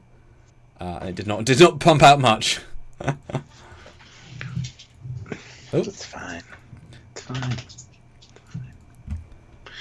Mud Ship Bridge. On Mud Ship, Captain Mud directs the vessel closer to the damaged USS Excelsior, taking advantage of the chaos unfolding aboard the stricken starship. Bring us alongside Excelsior. Let's see what opportunities present themselves amidst the wreckage. As Mud Ship maneuvers closer to the Excelsior, Olivia, disguised as a crew member, watches in with anticipation. With a subtle shift of her form, she sheds her current guise and reveals her true identity. Finally, the ship I've always wanted. With a confident smile, Olivia sets her sights on seizing control of the damaged Excelsior, her ambitions reaching new heights amidst the chaos of battle. With the Borg, of course, coming soon, I guess. And we got Fleet Power with part 1 of 2, $20. Goodness, thank you. On the Black Mountain, Badgie asks Fleet Power if he likes it there. I guess, but I hate that Olivia killed me. Don't worry about her, says Badgie, and a snickering cue. There is a comically large axe over her head. Dun, dun, dun. We'll put that in and wait for your part 2. Yeah, I mean, part 1's up, but yes. All right. Exterior, Black Mountain Day. On the Black Mountain, Badgie and Fleetpaw sit together, overlooking the vast expanse below. Badgie, ever curious, turns to Fleetpaw with a question. Do you like it here? I guess, but I hate that Olivia killed me. Don't worry about her. Suddenly, a mischievous voice interrupts their conversation. Q appears nearby, a smirk playing on his lips. There is a comically large axe over her head. Fleetpaw and Badgie exchange a puzzled glance, unsure of the true meaning behind Q's cryptic statements. What do you mean, Q? Q's smirk widens as he gestures theatrically, hinting at the unpredictability of fate and the consequences of that. Oh, just wait and see, my dear Fleetpaw. Just wait and see. With a flash of light, Q disappears, leaving Fleetpaw and Badgie to ponder his cryptic words amidst the serene tranquility of the Black Mountain. Fleetpaw, Part 2, $10, which will cut her in half and cause a warp core breach, eliminating her. No one harms an omnipotent being and gets away with it. I'm going to bathe in her blood, exclaims Badgie. That's Badgie. I like that. It didn't like it, but wrote it anyway. Oh. Okay. That involved murder, and it said, don't do it again, you might be blocked. So, you know. Too violent for it. It still did it, but it doesn't often do it, so keep that in mind. Give me a community warning. That's so stupid. Well, you know. I know. Still did it, Black Mountain. Fleetpaw and Badgie exchange a puzzled glance, unsure of the true meaning behind Q's cryptic statement. What do you mean, Q? Oh, we've done all this. Yeah, well, it's part 2 or 2, isn't it? Oh, just wait and see, my dear Fleetpaw. Just wait and see. As Q disappears with a flash of light, Badgie's expression darkens, his anger simmering beneath the surface. Which will cut her in half and cause a warp core breach, eliminating her. No one harms an omnipotent being and gets away with it. Fleetpaw watches Badgie, concerned by the intensity of his reaction. Placing a comforting hand on Badgie's shoulder. Oh, easy, Badgie. Violence isn't the answer. But Badgie's rage cannot be contained, his emotions boiling over with fierce determination. I'm going to bathe in her blood. With a resolute nod, Badgie sets off, his mind consumed by thoughts of vengeance against Olivia for her betrayal. Oofta. All right, Ray Ricks, £5. The Borg are more susceptible to the Naked Now virus and lose their connection to the collective. Worf runs around slaying them with his mechleths. And mechleth is like M-E-K. You almost said it right. The C-H isn't right, but that's okay. Okay.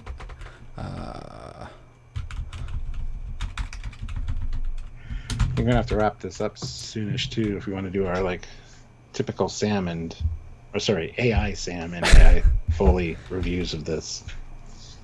Yes.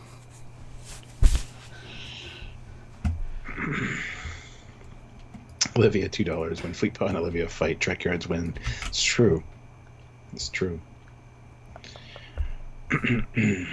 Also didn't love that, but it did it again, so which is nice, but it'll probably won't let it do a third one. Oh, the violence! Yeah, I would when it says slaying or whatever, instead of risking it, I would just say slapping them. Yeah. Something. All right, Mudship Bridge. Amidst the chaos of the Borg incursion and the spread of the Naked Now virus, a miraculous turn of events unfolds on Mudship. What in the galaxy is happening? The crew watches in astonishment as the Borg drones infected by the Naked Now virus begin to falter and lose their connection to the collective. Captain, it looks like the virus is disrupting their neural pathways. They're losing their cohesion. As the Borg drones falter, a figure emerges from the shadows, brandishing a mechleth sword with a fierce determination. It's Worf, the Klingon warrior, ready to take on the vulnerable Borg. Today is a good day to die. With a mighty battle cry, Worf charges into the fray, his mechleth sword flashing in the dim light of the ship's interior. With each strike, he fells another Borg drone, his movements swift and precise. The crew watches in awe as Worf single-handedly takes on the vulnerable Borg, his actions turning the tide of battle in their favor. Wonder who won the duel between Sulu and Q. Still going on. Okay. We need your Captain Mud line. Ah, sorry. Well, I'll be damned. Looks like we have a Klingon here in our midst. As Worf continues his valiant fight against the weakened Borg, the crew of Mudship finds renewed hope amidst the chaos, knowing that they have a formidable ally on their side. I love how each ending is like, oh, they enjoyed this and realized this and da-da-da-da. It's always an upbeat, like, swing.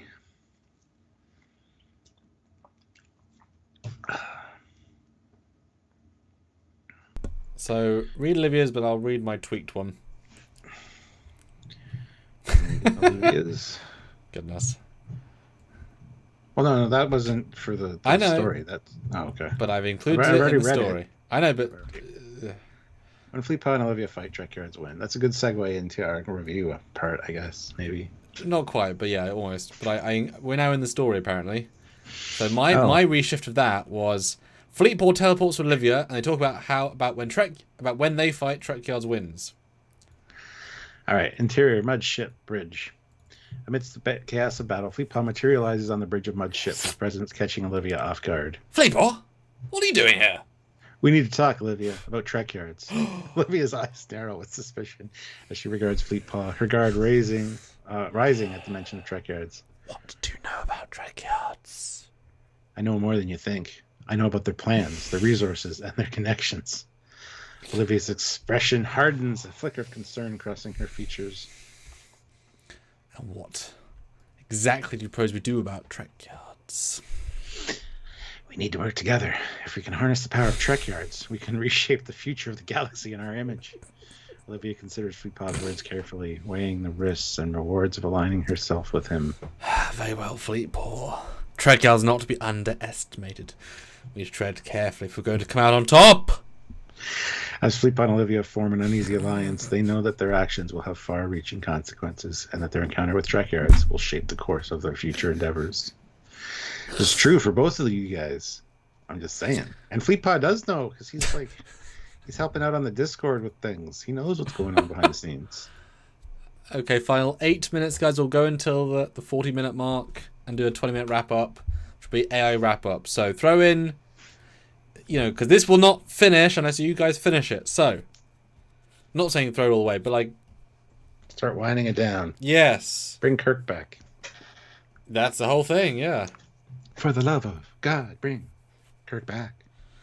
Alright, I'll be back in 1 second. Yeah, I want to see some finishing big twists. What a twist.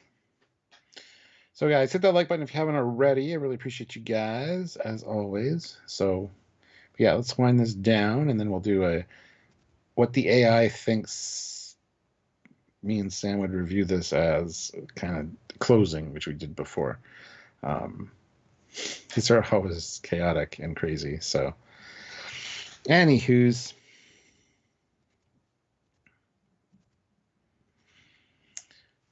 All right. Are you guys enjoying yourself? Are you enjoying your time on Holodeck 3? What do you think of the name of the show, Tales from Holodeck 3? It's pretty good, ain't it? AI-generated stories by you. Yep. It's a thing.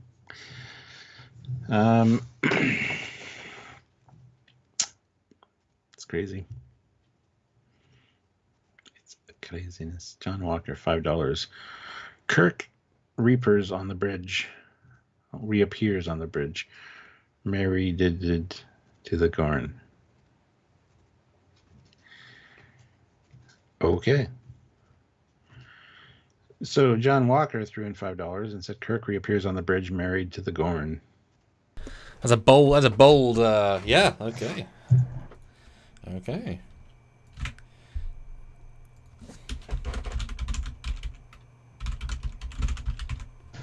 Like I said, guys, hit that like button, do the things. Tell us if you're enjoying this kind of thing. If you want to hear it in the chat. How do you spell arena? A-R-E-N-A. Okay, I thought so. A-R-E-N-A, yeah. Okay. I will be the Gorn captain. Okay. So yeah, final 5 minutes, guys, and then we will wrap it up with our meta commentary by us, but not us. By AIS. IOS. Ours. USS Excelsior, bridge. Amidst the wreckage of the damaged USS Excelsior, Captain Kirk stands on the bridge, his gaze fixed on the view screen where the chaos of battle unfolds. We can't hold out much longer. We need to find ways to repel the Borg and regain control of this ship. Suddenly, a hulking figure emerges from the shadows, stepping forward with purpose. It's the Gorn captain, a formidable ally to Kirk in his time of crisis. Kirk, it's good to see us still fighting, even in the face of overwhelming odds. Kirk nods in acknowledgments, a sense of camaraderie evident between the two seasoned captains. It takes more than a few Borg drones to keep me down, my friend. But I could... Oh, sorry. It takes more than a few Borg drones to keep me down, my friend. But I use all the help I can get. You have it, Kirk. The Gorn hegemony stands with you in this battle. As the two captains exchange words of solidarity, they know that their alliance is key to turning the tide against the Borg threat. Together, we will show this Borg what it means to be the face, the combined might of the face and Gorn. Kirk's eyes gleam with determination as he clasps forearms with the Gorn captain, united in their resolve to emerge victorious against the relentless enemy. Let's give him hell, my friend. With renewed determination, Kirk and the Gorn captain turn their focus to the task at hand, ready to lead their crew into battle against the Borg. Okay, that was not very Gorn married-y, and they paid money for that, so I asked them to rewrite it and make it clear they're married. And we'll just tronk through that one. Yeah. Because it forgot. They're married. Oh, this will be good. This will be good, I'm sure. Okay, skip stage directions because we know them. All right. We can't hold out much longer. We need to find a way to repel the Borg and regain control of the ship. Kirk, it's good to see us still fighting, even in the face of such overwhelming odds. And it's good to have you by my side, my love. We've faced worse together. My dears, together we are unstoppable. Together we will show the Borg what it means to face the combined might of the Federation and the Borg. Let's Go on, the Borg. Give them hell, my love. Okay. Strong, simple summary. Oof, duh. Yes. Well, there you go.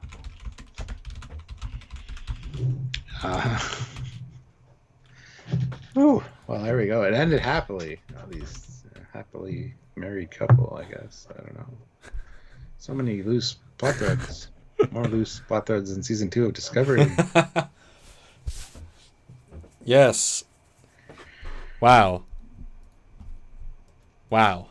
Yeah, wow. This is a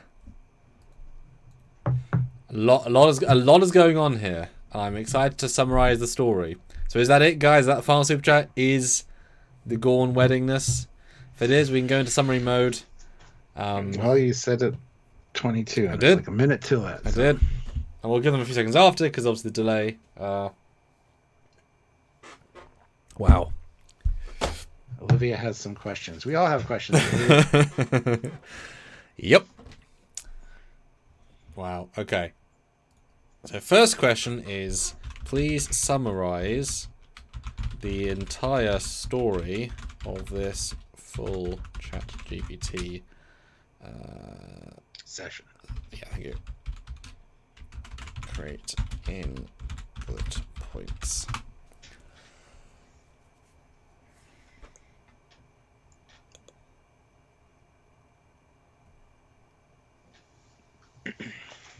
If it's nonsensical, it's even better. Include the entire.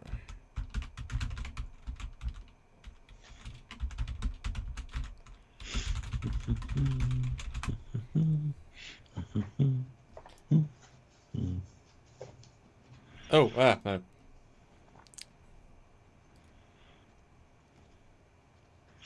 Oh, okay. So this is the next short film by Sam. It should be. Yes.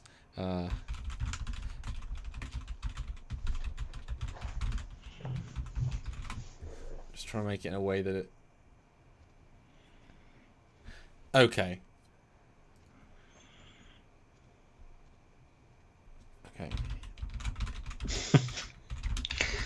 Oh, guys. For anyone that stuck around for the whole thing, I appreciate you. Just saying.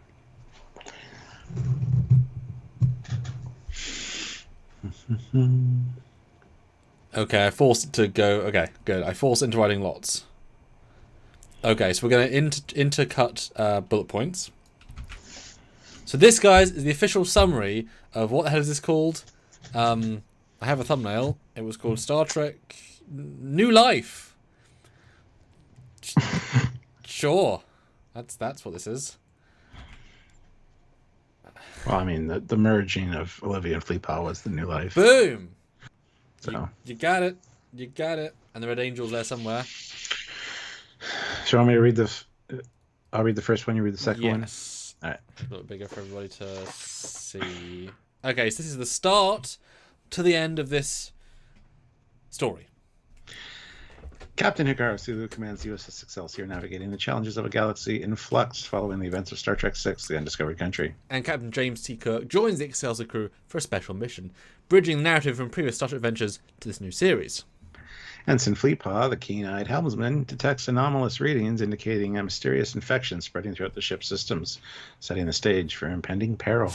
Olivia, a cunning Orion pirate with a knack for deception, infiltrates the Excelsior, leveraging her shape-shifting abilities to eliminate Fleetpaw and assume his identity, intent on sabotaging the ship's warp drive to fulfill her nefarious objectives.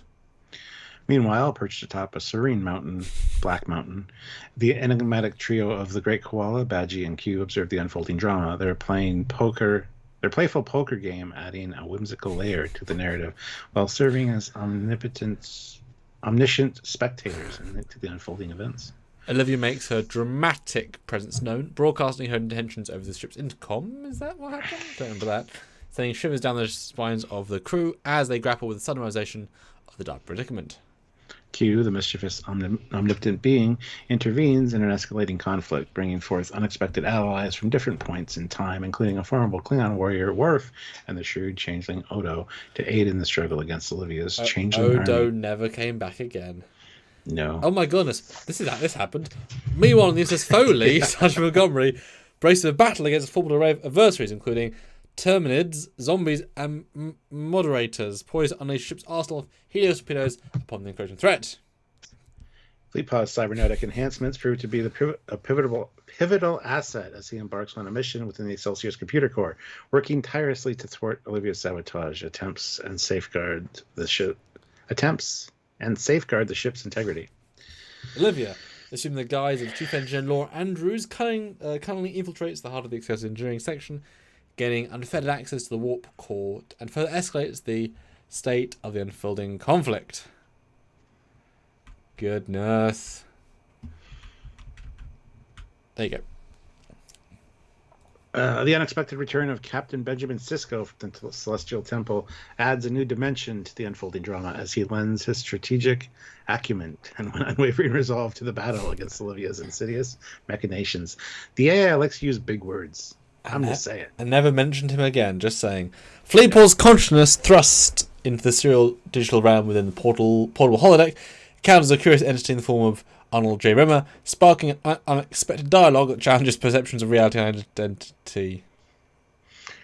A shocking twist unfolds as Olivia reveals yet another changing ally, Commander Seymour, who emerges from the shadows to further complicate the already intricate web of allegiances and betrayals aboard the Excelsior.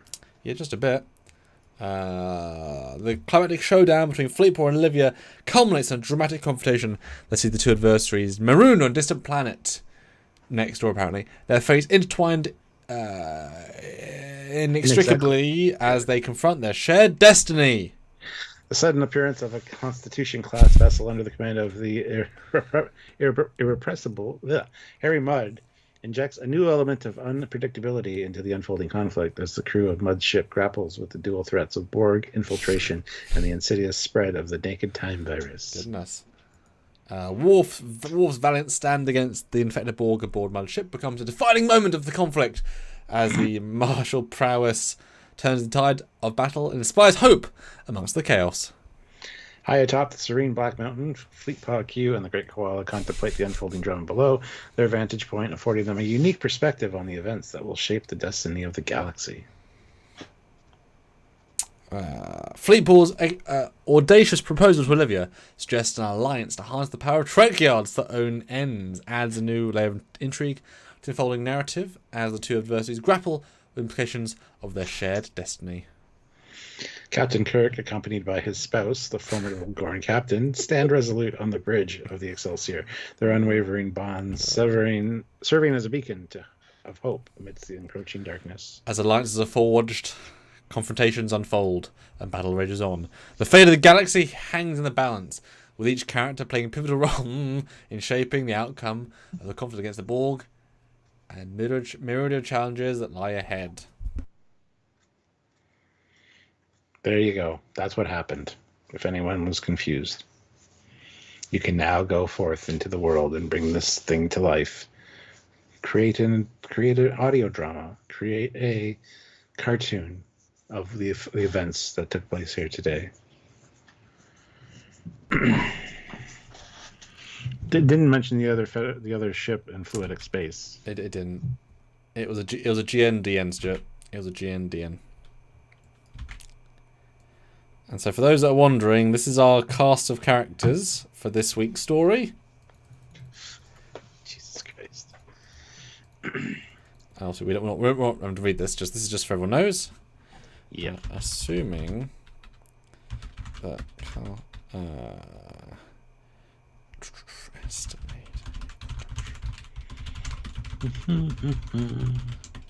Yes, we all still have questions, Olivia. They're not going to get answered, so I mean, use your imagination. I mean, you've got 13 minutes. If you want to quickly ask it a question about this story for a super chat, that will probably count.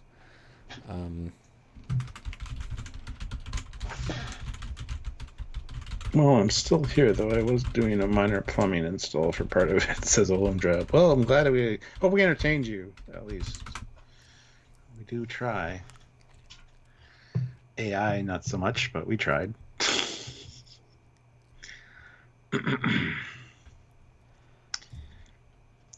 Okay, so poor AI must be going, what is wrong with this person? yes. Turns out nothing. It's a team of us. For the reason that we're going to get annihilated when AI takes over. Or we make it so dumb that it. Okay, so this is the production cost, I guess. So, given these estimates, the total production budget for the first episode of Captain Sulu's series would range from 3 million to 10 million. However, these figures are highly variable and would depend on numerous factors, including specific requirements of the script, production, scale of production, and negotiations with talent and crew. Fuck. Okay, Fleet Paul, you're getting around 20k to 50k per episode. Oh, Olivia counts as a smaller character. Kirk's getting 200,000 to 1 million per episode. That's way more than Sulu. Goodness. Okay.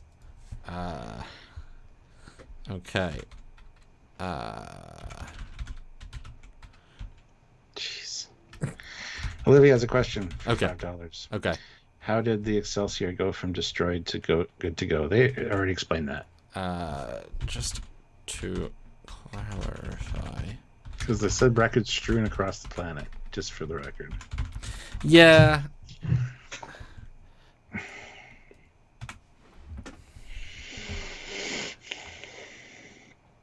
Ha ha ha ha. Oh, it just slapped us down. Did it? Yeah. In the narrative, there was a mistake regarding the Excelsior's condition. The Excelsior was initially described as damaged, not destroyed. Therefore, it did not require going from destroyed to good to go. It remained damaged but salvageable throughout the story. Apologies for any confusion. Then ask it. This is my question. Oh, okay. And why was wreckage of the Excelsior strewn across the planet's surface? Why/how was wreckage strewn across a planet? Is that what you wanted? Yeah. Strewn. I don't know how to spell that. That's a good one. Oh, it's STREWN. Strewn. Okay. Just strewn. There's no D. Okay. Well, so now it answers to you. The wreckage strewn across the planet could have resulted from the Excelsior sustaining significant damage during a battle or an emergency landing on the planet's surface. While the ship may have been severely damaged, it was not completely destroyed, allowing for salvageable parts and technology to be scattered across the area. This would explain the presence of wreckage while still leaving room for the ship to be repaired or salvaged in some capacity. That's bullshit. Bullshit answer, because... Oh, it's okay. It's fine. It's fine. Good job, AI. Does it deserve a cookie? No. No. Not. Oh. I do, though, for having to put up with this shit for the last 2 hours. I mean, okay. Let's ask another question.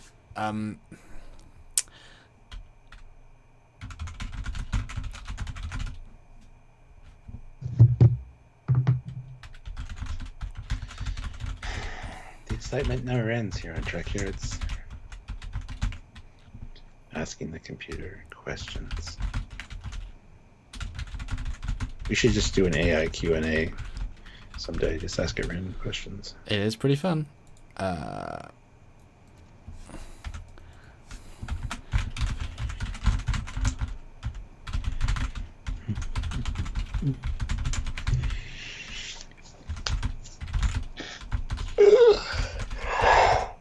Oh, excuse me.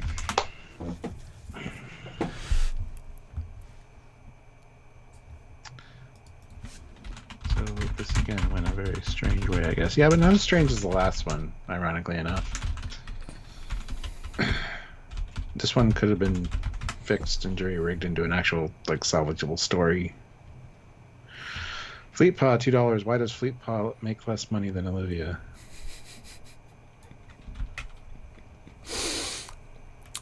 I don't know. Jamie Somerville says it was worth it to hear the great Kirk voice from the captain.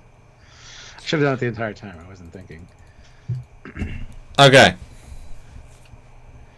Oh, okay. I'll be George. Good day, George. Thank you for joining us on Trekyards. We're thrilled to have you here. Delighted to be here. Thank you for having me. Let's dive in, shall we? Captain Sulu has been a beloved character in the Star Trek universe. How does it feel to revisit this character in a new series? It's truly a privilege to visit Captain Sulu. He is a character close to my heart, and returning to explore further adventures is both exciting and nostalgic. Now, in the first episode, we see Captain Sulu facing off against a Borg threat. How do you think Sulu would approach such a formidable adversary? Watch the show, dumbass. Captain Zulu is a seasoned leader and a strong sense of duty. He would undoubtedly approach the Borg threat with courage, intelligence, and determination, rallying his crew to face the challenge head-on. Well, the series incorporates elements of both TOS and TNG eras. Well, how do you think that this blend of styles contributes to the overall tone of the show? It's a fascinating mix of classic and modern, offering fans a nostalgic trip while also introducing new elements. This blend of styles adds depth and richness to the storytelling, creating a uniqueness, an engaging viewer experience. Well, we're inspired by the introduction of Olivia as the new adversary.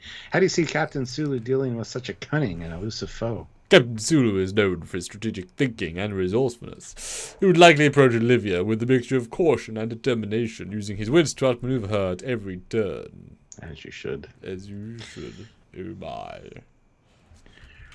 Oh my. So why does Fleetpaw make less money than Olivia? Yes.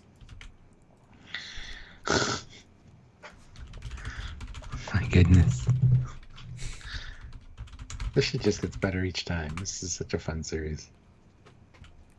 And if you guys jump in with crazy, I've said before, Stuart, if I was a chat member, I would do this. I would be absolutely all about this sort of show format. I would be.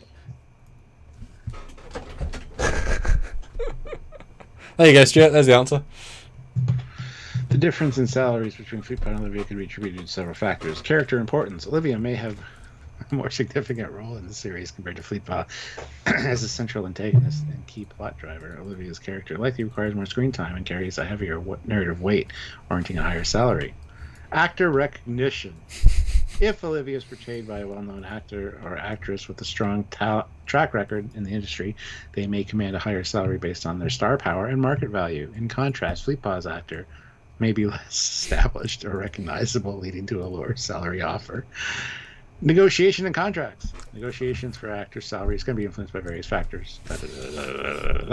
Character complexity. Olivia's character may involve more complex emotional or physical demands, such as intensive makeup or stunts, which could justify a higher salary to compensate for the additional challenges faced by the actor. Overall, the discrepancy in salaries reflects the different roles and demands placed on each character within the context of the series and the broader dynamics of the entertainment industry. There you go, Fleetpaw. There's your answer. I call bullshit. Fleetpaw did more. Yeah, but he wasn't a shapeshifter. Well, became omnipotent. So, I mean, yeah. Regardless, Fleetpaw, from here on, you are the omnipotent moderator. Olivia is just a shapeshifting moderator. It has been determined. Make it so. I have spoken. This is the way. All those things. All right, are you ready to see our personal reaction to this show, Stuart? Absolutely. Okay. I love ending with these. We're going to ask how Trekyard to review this. Yes. Yeah, apparently we're doing a... Because it knows what Trekyards is. Yes. I know there's a two-parter, so let me just bring... Oh, okay. It's not that around. Give me a sec. Give him a sec. We're waiting. He always likes to finish us with you know, we're only saying this much. No, we'd say more than this. But it does vary. Every little thing changes the vibe. All right. Welcome back to Trekyards, everyone. How did it know? Today, we're diving into a highly anticipated premiere of the Captain Sulu series. Strap in as we dissect the intricacies of this new chapter in the Star Trek universe. Yeah, indeed, Stuart. But let's kick things off with a central conflict of the episode. Captain Sulu's showdown with the Borg threat. The action-packed sequence and visual effects were truly stunning. Sulu's technical prowess was on full display as he led his crew into a desperate battle against the relentless Borg onslaught in the last 2 minutes and forgot the rest of the story. Absolutely, Samuel. The blend of classic and modern Star Trek aesthetics added to a nostalgic yet fresh feel to the episode. Chill. Now let's shift our focus to a key element that was yet unrevealed. So stop there for a second. I asked it to have us each review a thing we saw and didn't see in the story. Olivia's true motives. While we caught glimpses of her cunning and deception, her ultimate agenda remains shrouded in mystery. What is Olivia's endgame, and how will it impact the crew of the Excelsior moving forward? Yeah, that's a great point, Stuart. Olivia's enigmatic presence adds an intriguing layer of intrigue.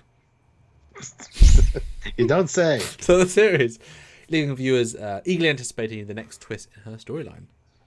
Moving on, let's delve into Ensign Fleetpaw's surprising revelation as a cybernetic enhanced being. It was a twist, yeah.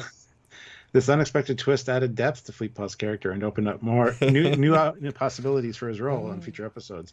His integration with the Excelsior's computer core raised intriguing questions about the nature of consciousness and identity in the Star Trek universe. Yeah, absolutely, Stuart. Fleetpaw's storyline was a highlight of the episode. Like, seriously. You should get more money. Offering a unique perspective on the challenges faced by the crew in their battle against the Borg and Olivia's challenging army. And there you have it, folks. A comprehensive review. Yeah, skip this bit. Not comprehensive at all. It's the second part, so just skip the next part. Before we sign off, let's not forget the mesmerizing performance of George Takei as Captain Hikaru Sulu. Takei effortlessly embodies the iconic character, bringing depth, gravitas, and a touch of nostalgia to the role. His portrayal captures the essence of Sulu's leadership and courage, reminding us why he remains a beloved figure in the Star Trek canon. Absolutely, Stuart. Takei's presence elevates every scene he's in, anchoring the episode with his commanding presence and unwavering determination. It's a testament to his talent and dedication to his character. And let's give credit where credit is due to the creative team behind the series. The production values were top-notch, from the stunning visual effects to the meticulously crafted sets and costumes. Each frame was a visual feast for the eyes, immersing viewers in the rich tapestry of the Star Trek universe. Agreed, Stuart. The attention to detail and reference to the source material was evident throughout this episode, showcasing the dedication of everyone involved in bringing Captain Sulu's adventures to life. Well said, Samuel. And with that, we conclude our review of the Captain Sulu series premiere. Until next time, folks, keep exploring the final frontier with Trekyards. Okay, last He's Commander Cockings. He's got a Foley.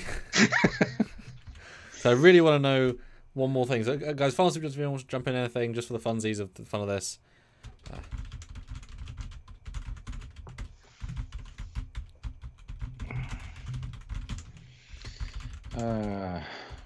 For democracy.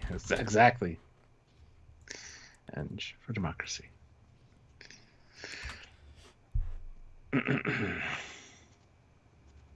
Okay, so what I've asked it to do, and I love doing this because it's just so surreal.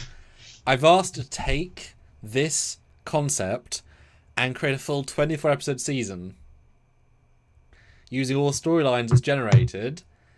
Give us an episode name and a 2-line summary of this season of Star Trek Captain Sulu. We'll switch off on these. We'll switch off on this, yeah. And then that'll be it. We'll be done. This will be our heroic, amazing finale. Working out what what to look forward to this season. Seriously, or shit. I mean, we'll find out, I think, because this could be absolutely anything. This is why I love this sort of structural, like, what on earth is it thinking? Okay, so, episode 1... Yes, episode 1, New Life. Did you read it? Yeah. All right. Captain Sulu and the crew of the Excelsior face off against the Borg threat while contending with the mysterious actions of Olivia, a cunning shapeshifter. Episode 2, Echoes of Betrayal. The crew discovers a hidden traitor, even more traitors, Jesus Christ, among them as they navigate the aftermath of the sabotage. Episode 3, Into the Unknown. The Excelsior embarks on a mission to explore a newly discovered sector of space, uncovering ancient mysteries and encountering unexpected challenges. Episode 4, Secrets Revealed. Fleetpaw's past comes back to haunt him as the crew delves into his cybernetic origins, leading to a shocking revelation about his true identity. Episode 5, Enemy Within. Ooh, a dangerous entity infiltrates the Excelsior, threatening to tear the crew apart from within as they struggle to uncover its true nature. Episode 6, Lost in Time, Part 1. The Excelsior becomes trapped in a temporal anomaly! That's funny. Force the crew to confront their past and future selves in a race against time to escape. Episode 7, A Rift in Time, Part 2. With the timeline fractured, Captain Sulu must make a fateful decision that will determine the fate of the Excelsior and its crew. Episode 8, The Price of Peace. Diplomatic tensions escalate as the Excelsior is called upon to mediate conflict between rival factions on a distant planet. Episode 9, Echoes of the Past. An encounter with a mysterious alien artifact triggers memories of a forgotten mission of Sulu's past, leading to a journey of self-discovery. Episode 10, The Ghost Ship. The Excelsior investigates a derelict spaceship drifting in space, uncovering a haunting mystery that threatens to consume them. Episode 11, In the Shadows. Sulu and the crew must navigate a treacherous nebula inhabited by hostile forces and hidden dangers. Episode 12, Echoes of War. Past conflicts come back to haunt the crew as they confront the repercussions of a long-forgotten battle. Episode 13, Dark Alliance. That's a good name. Captain Sulu and the crew forge an uneasy alliance with an enigmatic alien race to combat a common enemy. The genericness is rising. Episode 14, The Rise of the Ascendants. The Excelsior races against time to prevent the Ascendants from unleashing a devastating weapon against that could plunge the galaxy into chaos. Episode 15, Lost in Translation. Communication breakdowns and cultural misunderstandings threaten to derail a crucial diplomatic mission. Episode 16, Echoes of Redemption. A former adversary seeks redemption, forcing the crew to confront their own prejudice and past mistakes. Episode 17, The Trial of Fleetpaw. Fleetpaw stands accused of treason as the crew face a tribunal to determine his fate. Goodness. Episode 18, The Shadows of the Mind. A telepathic alien presence infiltrates the minds of the crew, dredging up long-buried secrets and hidden desires. Episode 19, Echoes of Destiny. The Excelsior encounters a mysterious phenomenon that offers glimpses into alternate realities, forcing the crew to confront the choices that define their destinies. Episode 20, The Hunt for Olivia. Captain Sulu leads a daring mission to track down Olivia and uncover the truth behind her machinations. Episode 21, Echoes of Hope. The crew faces their darkest hour as they confront an existential threat that could spell the end of the Excelsior and everything they hold dear. I love the fact they've got like 7 echoes of storylines. I know. That's like a common thread. That's a really nice little... That's really cool, actually. You're on Hope. Episode 22, Echoes of Sacrifice. Sacrifices must be made as the crew battle against impossible odds to save the galaxy from destruction. Episode 23, A Final Stand. Captain Sulu and the crew make their last stand against the forces of darkness in a thrilling climax that will test their courage and resolve. Episode 24, Echoes of the Future. In the aftermath of the battle, the crew reflects on the journey and look to the future with hope and optimism as they set course for new adventures. So I learned 2 things reading this. First of all, Fleetpaw needs more money because he was mentioned more than Olivia. And the other thing is that all the shit we just experienced in these 2 hours were in the first episode. Yeah. Yeah. Yeah. Look, okay, yeah. It's yeah. Anyway, that was fun. Thank you for joining us, guys. We will call this one a wrap for now, and we'll do this again next week. And this is just for Olivia, because it's such a comprehensive super chatter. I've just asked it to give a full act by act breakdown of the episode 20, The Hunt for Olivia, so she can read that and enjoy the custom story that's 20 episodes into this whatever's happening storyline. Because I love forcing it to think of stuff that's so far ahead of where it's thinking and give details. It's fun to kind of break it in that way. Not like it doesn't break it, but like it makes it think. Okay, so I have to read this out loud, but I'm going to read it in my own head. Well,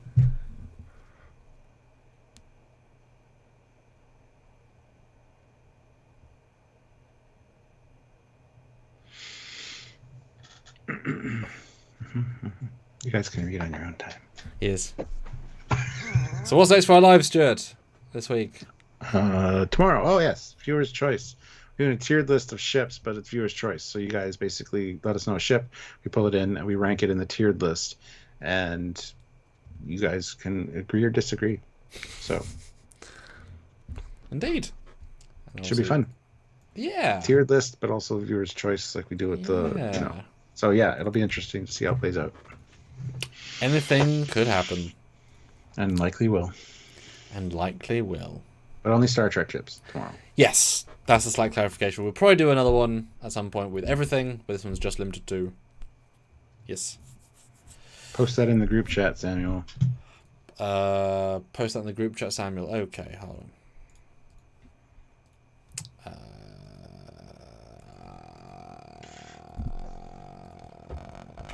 There you go.